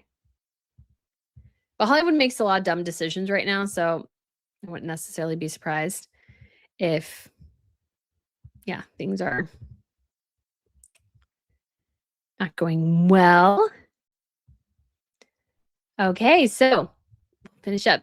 Jen says, Meghan always wants the easy way instead of growing her business organically. We see right through her. She's not Martha or Joanna Gaines that worked hard for years. Even Gwyneth. Yeah, Gwyneth had a newsletter for several years before actually launching Goop. You got to start small. Even the best people start small. Rome wasn't built in a day. Teresa said, yep. Carol said, King George V was known as a great survivor. Devin said, tell us about your trip pricing. It is $3,200. And yeah, we're in Slovenia in October here from the 7th through the 13th. Says activity level is just a 2 out of, I think, 4. And there is a decent amount of walking in Europe. That's really the only way you can get around. I did have somebody ask me that last night. So if you are in Europe, just beware. Like if you pack good shoes, you should be good. But yeah, there's a lot of walking. Just generally, that's just the easiest way to get around is walking. That's just kind of carte blanche. But yeah, it's going to be a lot of fun. I've never been to Slovenia. Been to Hungary though, very briefly, and it looks gorgeous there. Teresa says, "Don't get it, Brittany." Jen says she never worked on her acting and did theater to a perfect craft. Exactly, and it shows. It shows. Clifford says they do have those code of conducts, which is why Fergie kept out for so long until mistakenly brought back in 2022. Yeah, it's code of conduct. They have it in movie studios. Like if you are an actor known to struggle with alcoholism, they will put in the contract you cannot bring and drink alcohol while you were doing this production.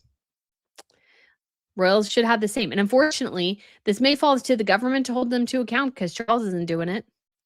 Lynn Gideon says, what is the publisher in the right mind would buy Meghan Markle's book? Oh, it will sell. So I would imagine they'd buy it. Paul says Meghan might call her memoir Diana. I mean, obviously, given how well Harry's sold, Meghan's would probably sell for pretty well, but not as good as his. That'd be my thought. Carol said, go to the description and click on the link. Jenna says Chloe was throwing major shade at Meghan's way. She was. Clifford said he got a TV deal for that book. Yeah, like 7-figure TV deal. And I'm like, what? Come on. And there was an update. I kind of joked because I was like, they're like, oh, he's changed over to fiction. And I'm like, I don't think he ever was not writing fiction. So he has parlayed his relationship. And it's weird because he's almost living vicariously through Meghan in a weird way.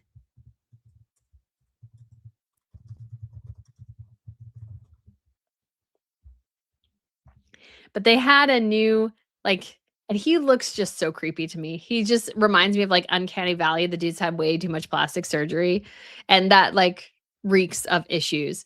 Anyways, so the Royal Spin series based on Omid Scobie and Robin Benway's book is in the works at Peacock from Emily Fox. So Peacock, so it might be a little bit, let's see. Scripted series has been set up for development at Peacock. So that does not mean, guys, that it is a sure thing. So development basically means they're kind of trying to see if they can get it off the ground. So I don't know if it'll actually get off the ground or not. And it might depend somewhat. For me, I would not greenlight it unless I knew the sales were strong for this book. He's not a well-liked guy. Nobody really likes him. And so but Hollywood people are very dumb. Again, entire company drove Star Wars into the ground. It's insane. So Royal Spin is produced by Universal Television. So they got the rights for the book in 2024, before it is even published. Fox will executive produce, in addition to co-creating, writing the pilot script, show running.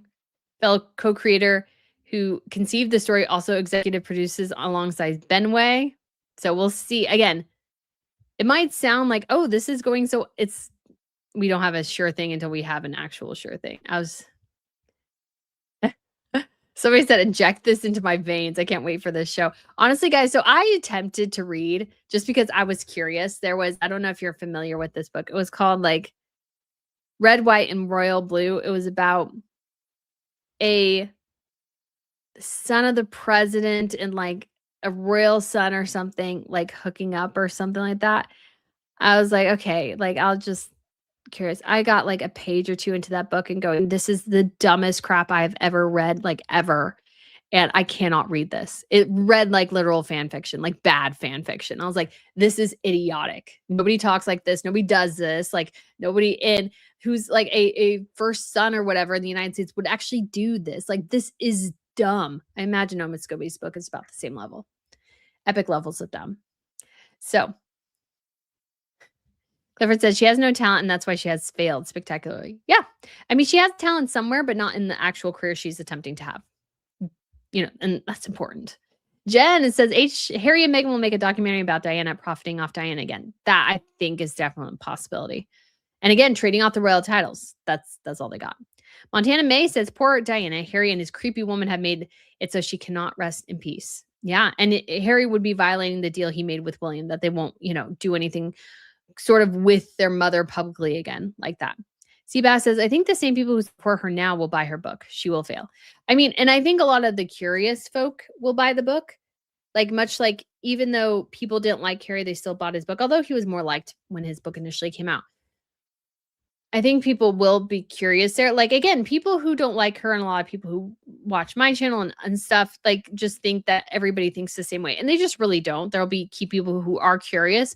But I will bet you bottom to dollar, it will not sell as well as Harry by any stretch of the imagination because she had such a limited time in the royal family.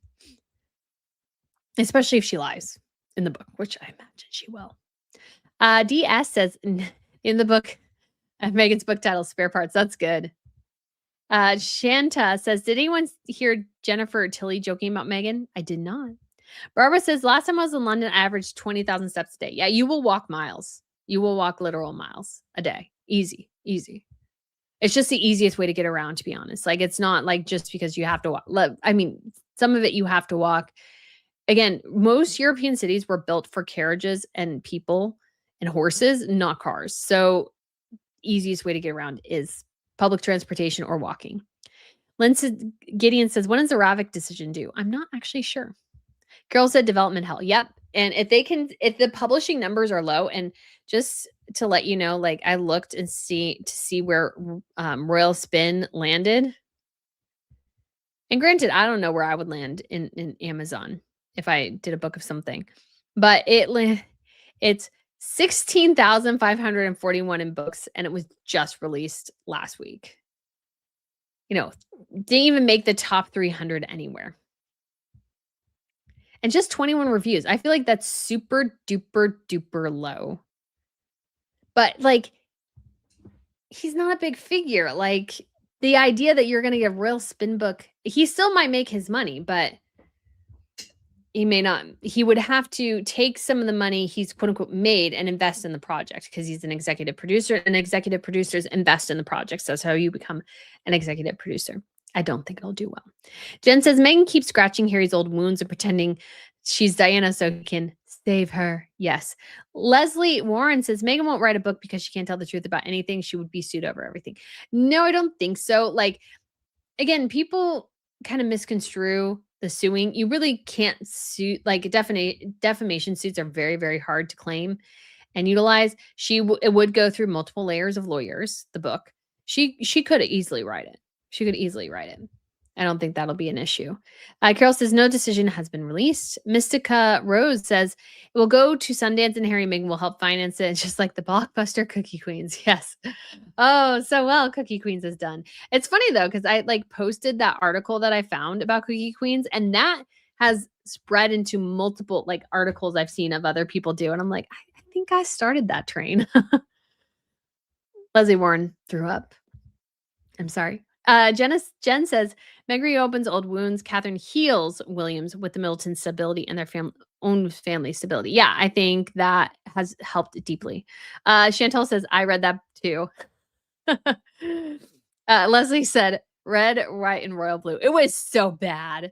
Nora says, epic levels of dumb. Exactly. It was epic levels of dumb. I remember, I don't even think I made it through the first chapter, guys. And I was like, well, it is royals. It's kind of popular. Maybe I should try it. But I'm like, this is bad. And I think especially because I know so much about royals, like you could make it interesting. That's the thing. You can make it interesting. But I feel like some of the dialogue was so modern and just blah. And who talks like this? I don't know. Sorry. If you like the book, more power to you. But I just was like, I can't do this. I can't do this. I actually don't really read a ton of fiction, to be honest. I read mostly nonfiction. Jackie says she is not creative at all. She's really not. Meghan is not a creative person.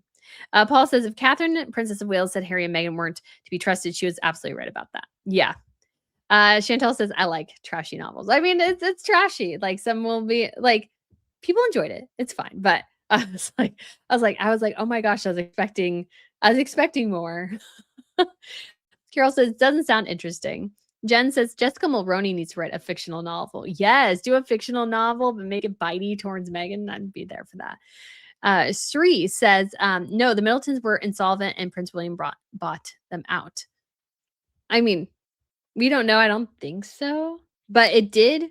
Like, businesses fail. Like, there's nothing wrong with a business failing. That 100% happens, especially with the changing dynamics of Amazon and people ordering online. Like, it's natural for a business like Party Pieces to actually probably just kind of fade and fail.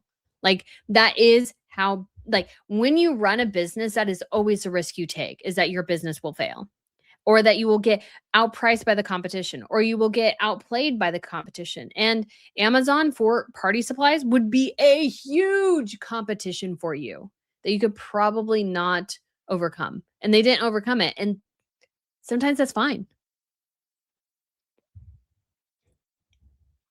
Carol said, also, if Meghan publishes her book, people rip it to shreds to see what is truth and fiction. Very true. Nora says, especially if she lies. Now, that is funny, Brittany. Yeah. Jackie says, a trashy novel is okay, but a book that is pure BS is a different matter. Cerise says their whole Party Pieces company was a scam. It wasn't. It just failed. That's what happens to business. Chantal says, I dare Meghan to show up at the screening. Red carpet movie about her, a narcissist dream. Yes, and she loves the camera. Like, that woman loves the camera so much, it's ridiculous. That Harry doesn't realize, like, how obsessed she is with the camera is, like, insane. Princess Goose says hello all. Although he probably knows, he's just in denial. Jay Mansell says, where do you think Harry and Meghan will be in 5 years' time? Well, as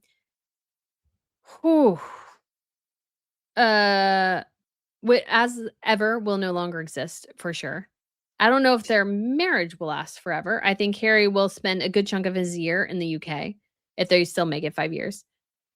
I think we'll be seeing the kids all the time on Meghan's Instagram, because that is what makes her money, or at least gets her engagement on Instagram, is the kids.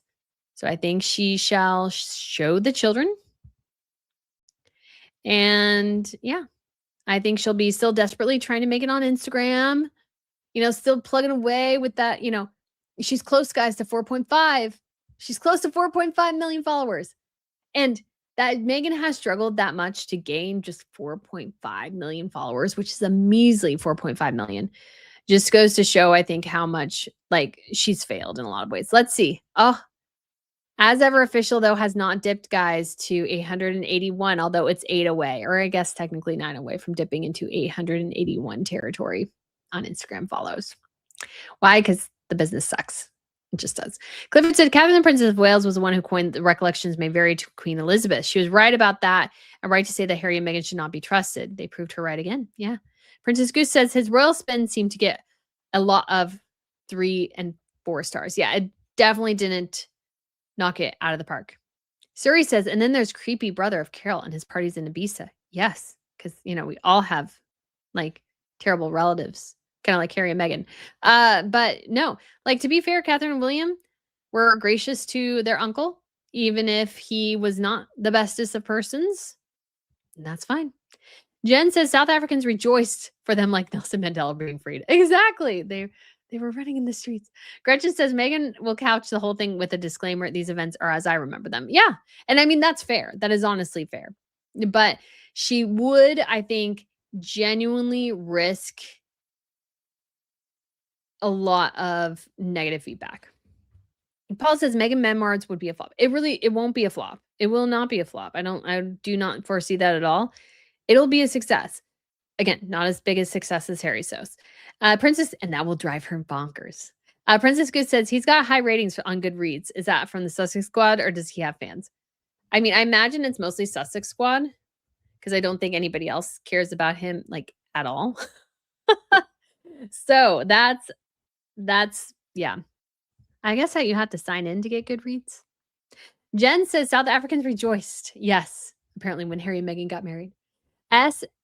LS says, why haven't we heard Harry complaining about his security? I think Harry got his security, but was told by Charles, shut up, because it would be the last straw and nail in Charles's coffin. No, like, it's determined by Ravik, not Charles. Like, Charles really doesn't have any control over the provisions. It's the government that looks and goes, okay, are you an asset to this country? Are you working for this country? Do you need security in this country? That's what determines it, not Charles. Leslie Warren says, Brittany, I was showing up with Scobie's book. Oh, okay. I understand. Ritz says, the only trash I'm looking forward to is Jessica Mulroney's book about Meghan. That I would be very interested in that. Princess Goose said, I think it might be better than Spare. I think Spare would do better because obviously you have a longer chunk of time of Harry in the royal family and the Diana connection. I think that will be big, but everything has already gone over. So Meghan's challenge will be, and we've seen her do this already, is embellishing the story she's already told because she has like 5 things she talks about. She talks about her soap dish story quite a bit. And now it's been expanded. We are watching this thing while the LA riots were going on. So we're watching the city burn in the background of the story about dish soap or whatever. So I think we'll get more embellished stories. And like, I don't know if any of us can necessarily prove that they weren't watching the LA riots, but do I think they were watching the LA riots during the dish soap commercial? No. Chantal says they even made a movie, Red, White, and Royal Blue. Yeah, I did see that. It's on Prime, apparently, for anybody who wants to know. Maybe for fun, for funsies, for the members, I'll watch the movie. But oh my gosh, I was like, well, maybe it'll be like I could not get through it though. I'm sorry, guys. I could not get through it. Seabass says party supply stores were very popular in the 90s. They were, and that's when she started. So like things fail, guys. Like that's perfectly normal for businesses to fail. And they also failed due to COVID-19. Yeah, it happens. And it's unfortunate. Not that anybody's wishing for that, not that even the Middletons wanted it, but sometimes like that's just what happens. The market moves on. Information and technologies change and businesses grow and fold. You know, there's new businesses that pop up while old ones fold. You know, there used to be, businesses selling ice. There used to be a guy that would go around and sell you ice. Does that business exist anymore? No. Like there's like a little kiosk you can go to and get ice if you really need it. But is there like an actual ice seller out there anymore? No, doesn't exist. Like that's just life. DS says Doria needs to write a book about Meghan. I'd buy it. Yeah. Very funny. Marty says party pieces failed due to COVID. Nobody could have parties or get-togethers. Many businesses failed. Yeah. You can't solve everything. Lynn Gideon says, what would their divorce look like? Talk about an SHIT show. Very true. Jen says Meghan's show did not have a premiere like Victoria Beckham's Netflix show. Netflix did not have faith in her. No, I don't really think they did. Monopia 4903 said, Brittany, did you finish your PhD? I remember you working on it when I first started following you and never heard you talk about it again. Just wondering. Yeah, so I was actually doing the PhD work, my full-time job and this job at the same time at one point. And so I just kind of got like a little bit burned out. So I took a bit of a break. I also was kind of debating. I was doing an online program, which is not like my favorite thing to do, but also gives me a lot of freedom and flexibility. And so I want to get back to it. But I don't know when that would be exactly. And did I want to go to like an in-person program and these sorts of things? So, I've kind of debated, but I've put it on the back burner. But do I want to finish it up? I've always wanted to finish it up because honestly, nothing lasts forever. This channel won't last forever. So what will I do in the meantime? I will probably go, I would not be sad to spend the rest of my life teaching history or writing books on history or whatever, and just kind of not even necessarily needing to retire. I just write a book every couple of years and I'm good. That would be the dream. Gretchen says, I wonder how many of Meghan Markle's Instagram followers are real. Are you curious? Seabass says, I wonder how long Instagram will last. That's a great question too. Instagram won't last forever either. Princess Goose says she might make it on IG and YouTube if she did a family channel. Since they're all fake, she can do this. Very true. Laurel says maybe she can steal the phrase recollections may vary and say she coined the term. That actually, not bad. That would actually be a great book title. Jenna says Spare was a success, but at what cost? We can't unsee the blue Todger anymore. Thanks to South Park. So true. Now I'm seeing it. Paul said Meghan could call her memoir, I'm such a fraud. Seabass says, who other than her fans and journalists and YouTubers will buy her book? Like, people will. People 100% will. Like, the mildly curious who would never buy As Ever would buy her book. Nanas says, coffee, tea, coffee. Megan's book idea, loose spread. Clifford said her humanitarianism has evaporated. It has. Leslie said, how to snag a dim prince. Montana May said, Harry had a lifetime of interesting opportunities he could have written about, yet they brought out Spare, and I don't think it was ever fact-checked. Complete piece of crap. I mean, it is always somebody's recollections of things. So, yeah, but it wasn't great. Princess Goose said, we could probably prove that they weren't watching the LA riots because of her age. I don't think they coincide. Wasn't she 11? I'm not sure. That would be interesting. JC again says, Megan was never humanitarian. She really wasn't. She definitely wasn't.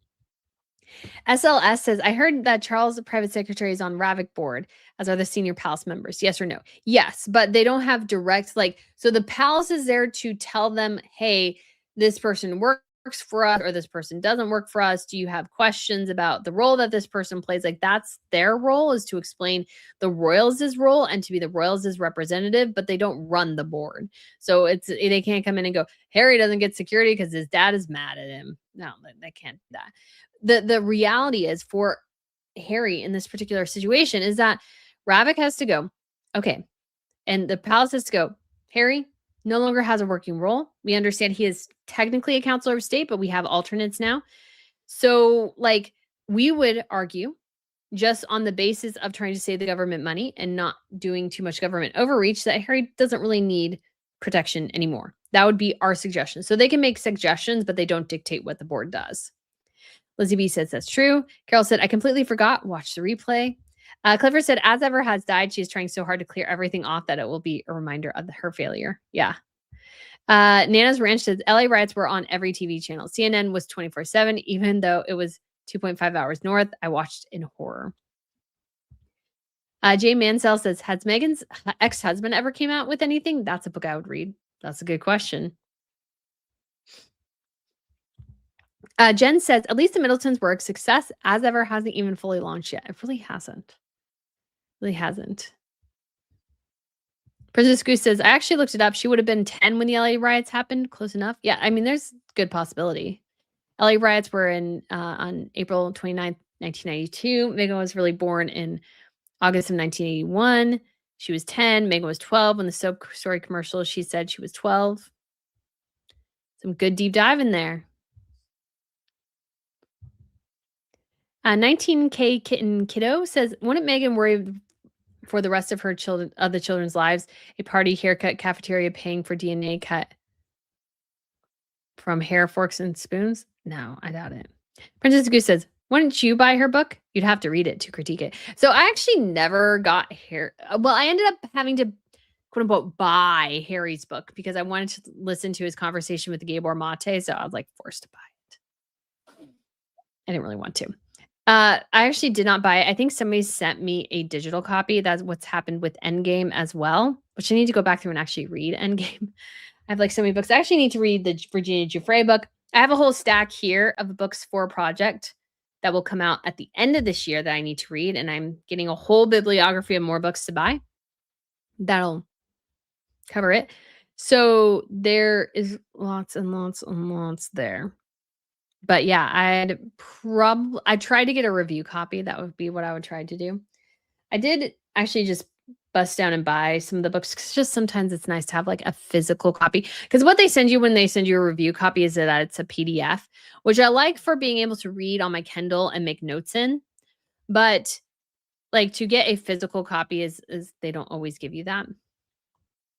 And then, yes, you can also get it from the library for free, though you have to reserve it plenty of time in advance. Lizzie B, thank you so much for the super chat. Says, I would totally buy your book about international tiaras, Ms. Brittany. When is the release date? So I would actually love to write a book about tiaras and jewelry and these sorts of things. That is definitely on the bucket list. It's why I go around and spend so much time, money, and energy taking pictures of tiaras. I'm trying to master my tiara picture making. I would love to do a big book on it and stuff, like a coffee table style book. But I have to actually get like access to actually get the much better pictures you can get without them being in cases. But we are starting with cases and moving on from there. But yes, oh yes. Do I want to actually, write a book about something like that? Yeah. And actually now it's kind of interesting in the publishing world. If you have a following, like they're more willing to like publish you because like you have a following. And so like you have people who would write your like actually buy and read your book. Now I want to make sure it's good, but I obviously would love to do that one day. I'd love to write more one day and those sorts of things. I just need to get some things figured out, like channel wise, if it's actually possible. Because right now I'm almost getting to the point of somewhat burnout. I'm like, I'm so tired of doing certain things all the time. I'm like, I kind of want to get back to doing some more different things and having more time to do research and these sorts of things. Because some of that stuff takes time, and I just don't always have really the time. And I would like more. Lynn Gideon said, so will her book actually have words on the page? Can she get a wick, the candle? Oh man. Carol said Meg was in Palm Springs when the LA riots happened. Taz clarified it. Paul says 80% of Megan's followers are boxed. She has a maximum number, which is why her following growth has slowed significantly. I actually don't think that's the case. I think she probably has a decent amount of organic followers. I mean, obviously a lot can be bought with bots on Instagram, but the growth has been slow because Megan hasn't done anything. She hasn't given good content. This is the world of good content. This is the world of give me interesting content. Give it to me consistently. Megan's very inconsistent in her posting. Like, she's like, well, I'll show you a video of me and my husband dancing around like our garden and like a bad video, like that our daughter to us. Like her stuff's so bad. It's so badly managed on her Instagram that I understand why. It's just not appealing. Same thing with As Ever. As Ever is failing as an Instagram because it sucks. And she has no brand identity. She's posting random things that and she can't even stinking get a spacing thing correct or accurately put down information for a mocktail and a cocktail. Like that's why they're failing. They're just badly done. And if she could do it well, I think she'd actually have a huge following, but she doesn't do Instagram well. Kristen says Harry and Meghan could succeed in Real Housewives Kardashian style show if she probably owned her bad behavior. Yes, 100%. I actually believe, I've always said that. I think Meghan Markle just needs to own her real girl self, be the nasty mean girl we all know she really is, and just own it. She just refuses to. Princess Goose said, Brittany needs to read it when it first comes out. If I were ever to read the book, I'd get it from the library. Wouldn't read it though. Yeah, agreed. And I got actually Finding Freedom from a used bookstore. So I do peruse used bookstores. That's actually where I'm going to go. I love used bookstores. I actually need to go because I do want to do this this series. That'll be, I think, more of just a podcast. I might not even do a video component to it. It might just be an audio podcast. And I don't want to say what it is because I don't want somebody to steal my idea. Somebody else will probably do something very similar because it's a notable date. But it will. I need to get some of the older books. But honestly, I actually got one of probably the best books to begin with. I just randomly picked it up in a used bookstore, and it happened to be a really good one. So I will definitely go to used bookstores and really peruse for books regarding this topic and others. Clifford said he must be removed as counselor of state. Yes, I agree. Jen says Tom Markle said he made sure Meghan was out of town during the riots. Sir Squirrel a lot says the same.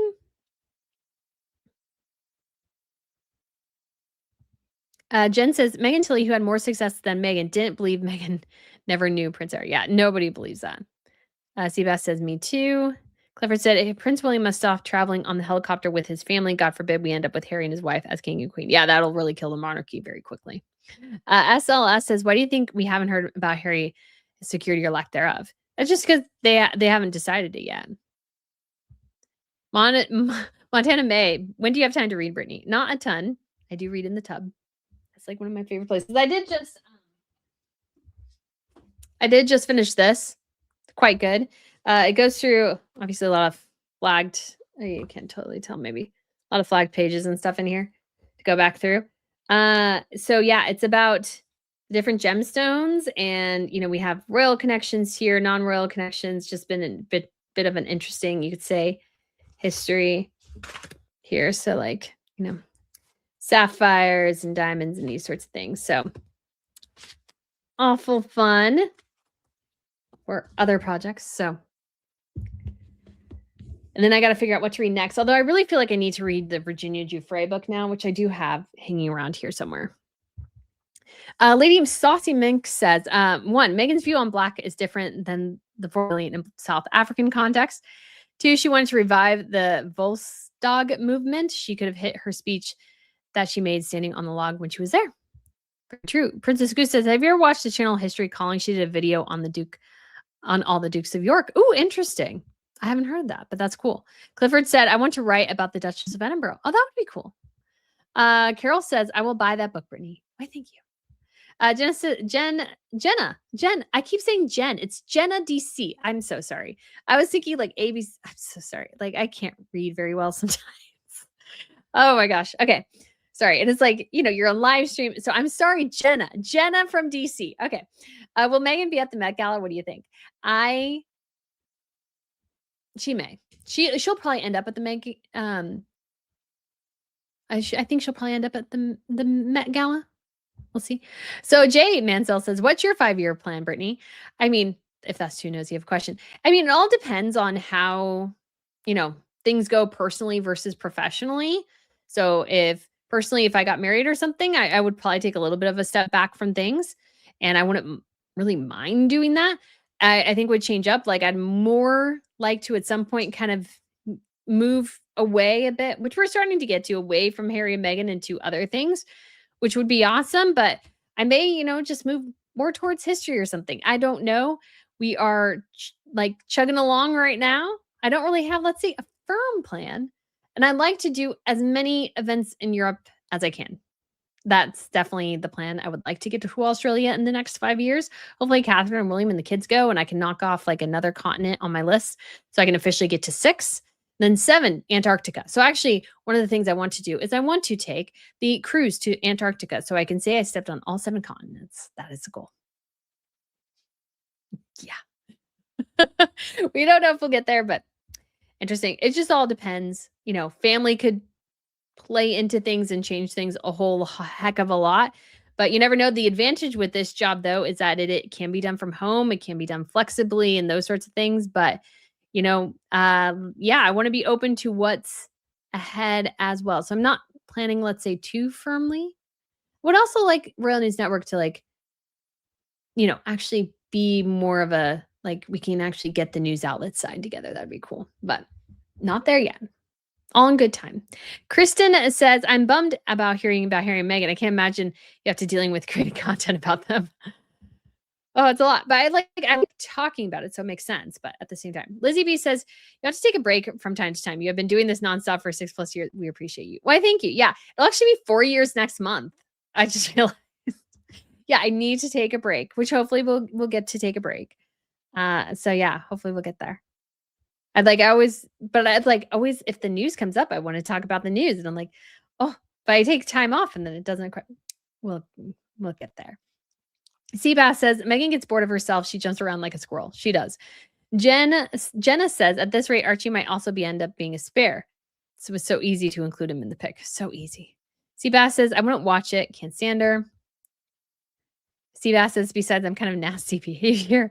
Lizzie B says, she should be posting on her company IG every single day, but she is too lazy, in my opinion, and she doesn't branch to post on other social media either. Yeah, and there's just no definitive pattern or philosophy or branding or anything. Again, Sydney Sweeney, Siren, great example to follow for branding. Jenna says, Meghan is definitely Real Housewives level, even if she is the butt of the jokes. Just own her social climbing and diva behavior. Yeah, 100%. Princess Goose says, it's free to follow. I follow a lot of channels, but I'm not an active follower, so she wouldn't get as much engagement from somebody like me.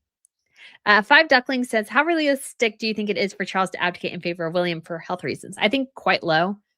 I think Charles really wants to be there till the very end. He's waited so long, which is unfortunate too, because I think Charles will cling to the throne when this is actually about the age he should be abdicating.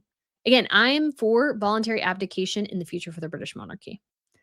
I think that's the future for all monarchies, if I'm being quite honest. Except if somebody dies, somebody has a heart attack when they're 60, wasn't planned, that changes things. But I think ruling into your 80s and 90s is just, I don't think it functions as well. I think you need the new blood. Not that you don't stop being a royal and engaged in duties, because Marguerite, Beatrix do that. Sophia does that in Spain. Albert really doesn't do it in Belgium, but a lot of them do still are active and engaged, but they're taking a step back and they're letting the younger generation step forward. And I think that's actually a really good thing. Sir Squirrelot says Archie and Lily will realize what he missed out on for not being allowed to make connections with the royal family, how frustrated those kids will be. They could be running around castles and palaces. Instead, they're stuck in Montecito. I don't think Meghan will make the cut. Probably not. Paul says King Charles won't abdicate because British monarchs don't abdicate. Yeah. Mon P says, let's plan a trip to Antarctica. That'd be awesome. I would be sick as a dog getting there, but yeah. Jackie says, Brittany, if your true love is history, then follow your heart. You won't regret it. I totally agree. Totally agree. Kristen says, Brittany, how much would you be able to cover the Japanese royals? What is their public openness? I don't cover them too much because the language barrier, I think, is even more severe than it is in some of the other European countries. I will cover them when they come to, let's say, the Europe or whatever, but I just don't think I will. I don't think I'll go too far on it just because of that. But yeah, I would love to go to Japan though and see them in person. That would be awesome. Anonymous Mouser says, you keep buying Sydney Sweeney, you'll be married before you know it. Oh man, we'll see. Princess Goose says, I don't think I could ever go to Antarctica because it'd be too cold. So you take a cruise and you really just step on the continent, maybe see a couple of penguins, and then you cruise back. So you're not really staying on Antarctica, if that makes sense. So maybe that helps you. Although it will still be very cold. And the sea in that region is horrendously rough. Clifford said the king had wished a happy Ramadan to Muslims and nothing on the country, making Strove Sun Tuesday Pancake Day. Yeah. Jenna says, been to Antarctica. Ooh, I thought it'd be mostly ice and snow, but it was actually pretty magical. I really want to go. Not really because I totally want to go, but just because I want to do all the whole 7-continent thing. Clifford says he seems to forget Christians of the country. Yeah, sometimes in order to, let's say, be inclusive into all, you end up alienating some. Montana May says, well, look forward to sharing your photos of a future trip to Antarctica. Hopefully. Marty says, Megan's Instagram will not be successful because she closed off comments. Future partners will not be able to quantify engagement. That's very true. Very true. So we're just sort of trying to wrap up here since we're 2 hours in, guys. Lizzie says, that's what I said. She could have included Archie in the next slide. He only got written mention. That's sad. It is. Montana May says, you won't abdicate from your covenants. Yeah. Anonymous Bouncer says, sorry, we're asking so many personal questions. We feel like we know you. We are rooting for you. Why, thank you. I appreciate that. I feel like I know you guys too. I'm learning bits and pieces. So hopefully it makes sense. Paul said, Clifford, a Muslim shopkeeper once wished a customer a Merry Christmas, and he was then murdered by another Muslim who was more extreme. I don't believe Muslims care about Christianity. Marcel says, Japan is amazing. We went last October. So want to go. Lizzie B says, Japan is beautiful. Ms. Brittany, you will love it. I've been twice. I've been dying to go back. I miss the food. So want to go. Tanya says, give me a caravan on a piece of wasteland. Jenna says, Japanese princesses are very humble and some even use budget airlines to save public money. Yeah, I think they're gorgeous and graceful and gracious. I just wish we could have an empress. Let's just have a reigning empress all on her own. I think that would be awesome because the Japanese monarchy is the one who could the most fail if there's no male heir born to the, I can't remember what his name is. Who's in school right now in college, is the pressure on that woman to have a male child is going to be so freaking intense. It's going to be insane. All right, guys, we will go ahead and wrap it up here. Thank you so much for tuning in. I hope you enjoyed it, especially my whole rant about King Charles. Oh my goodness, King Charles, Your Majesty, you need to bug up here, but I'll have a video out here soon. But guys, thank you so much for tuning in as well. Hope you guys have a wonderful evening, and I shall see you again live.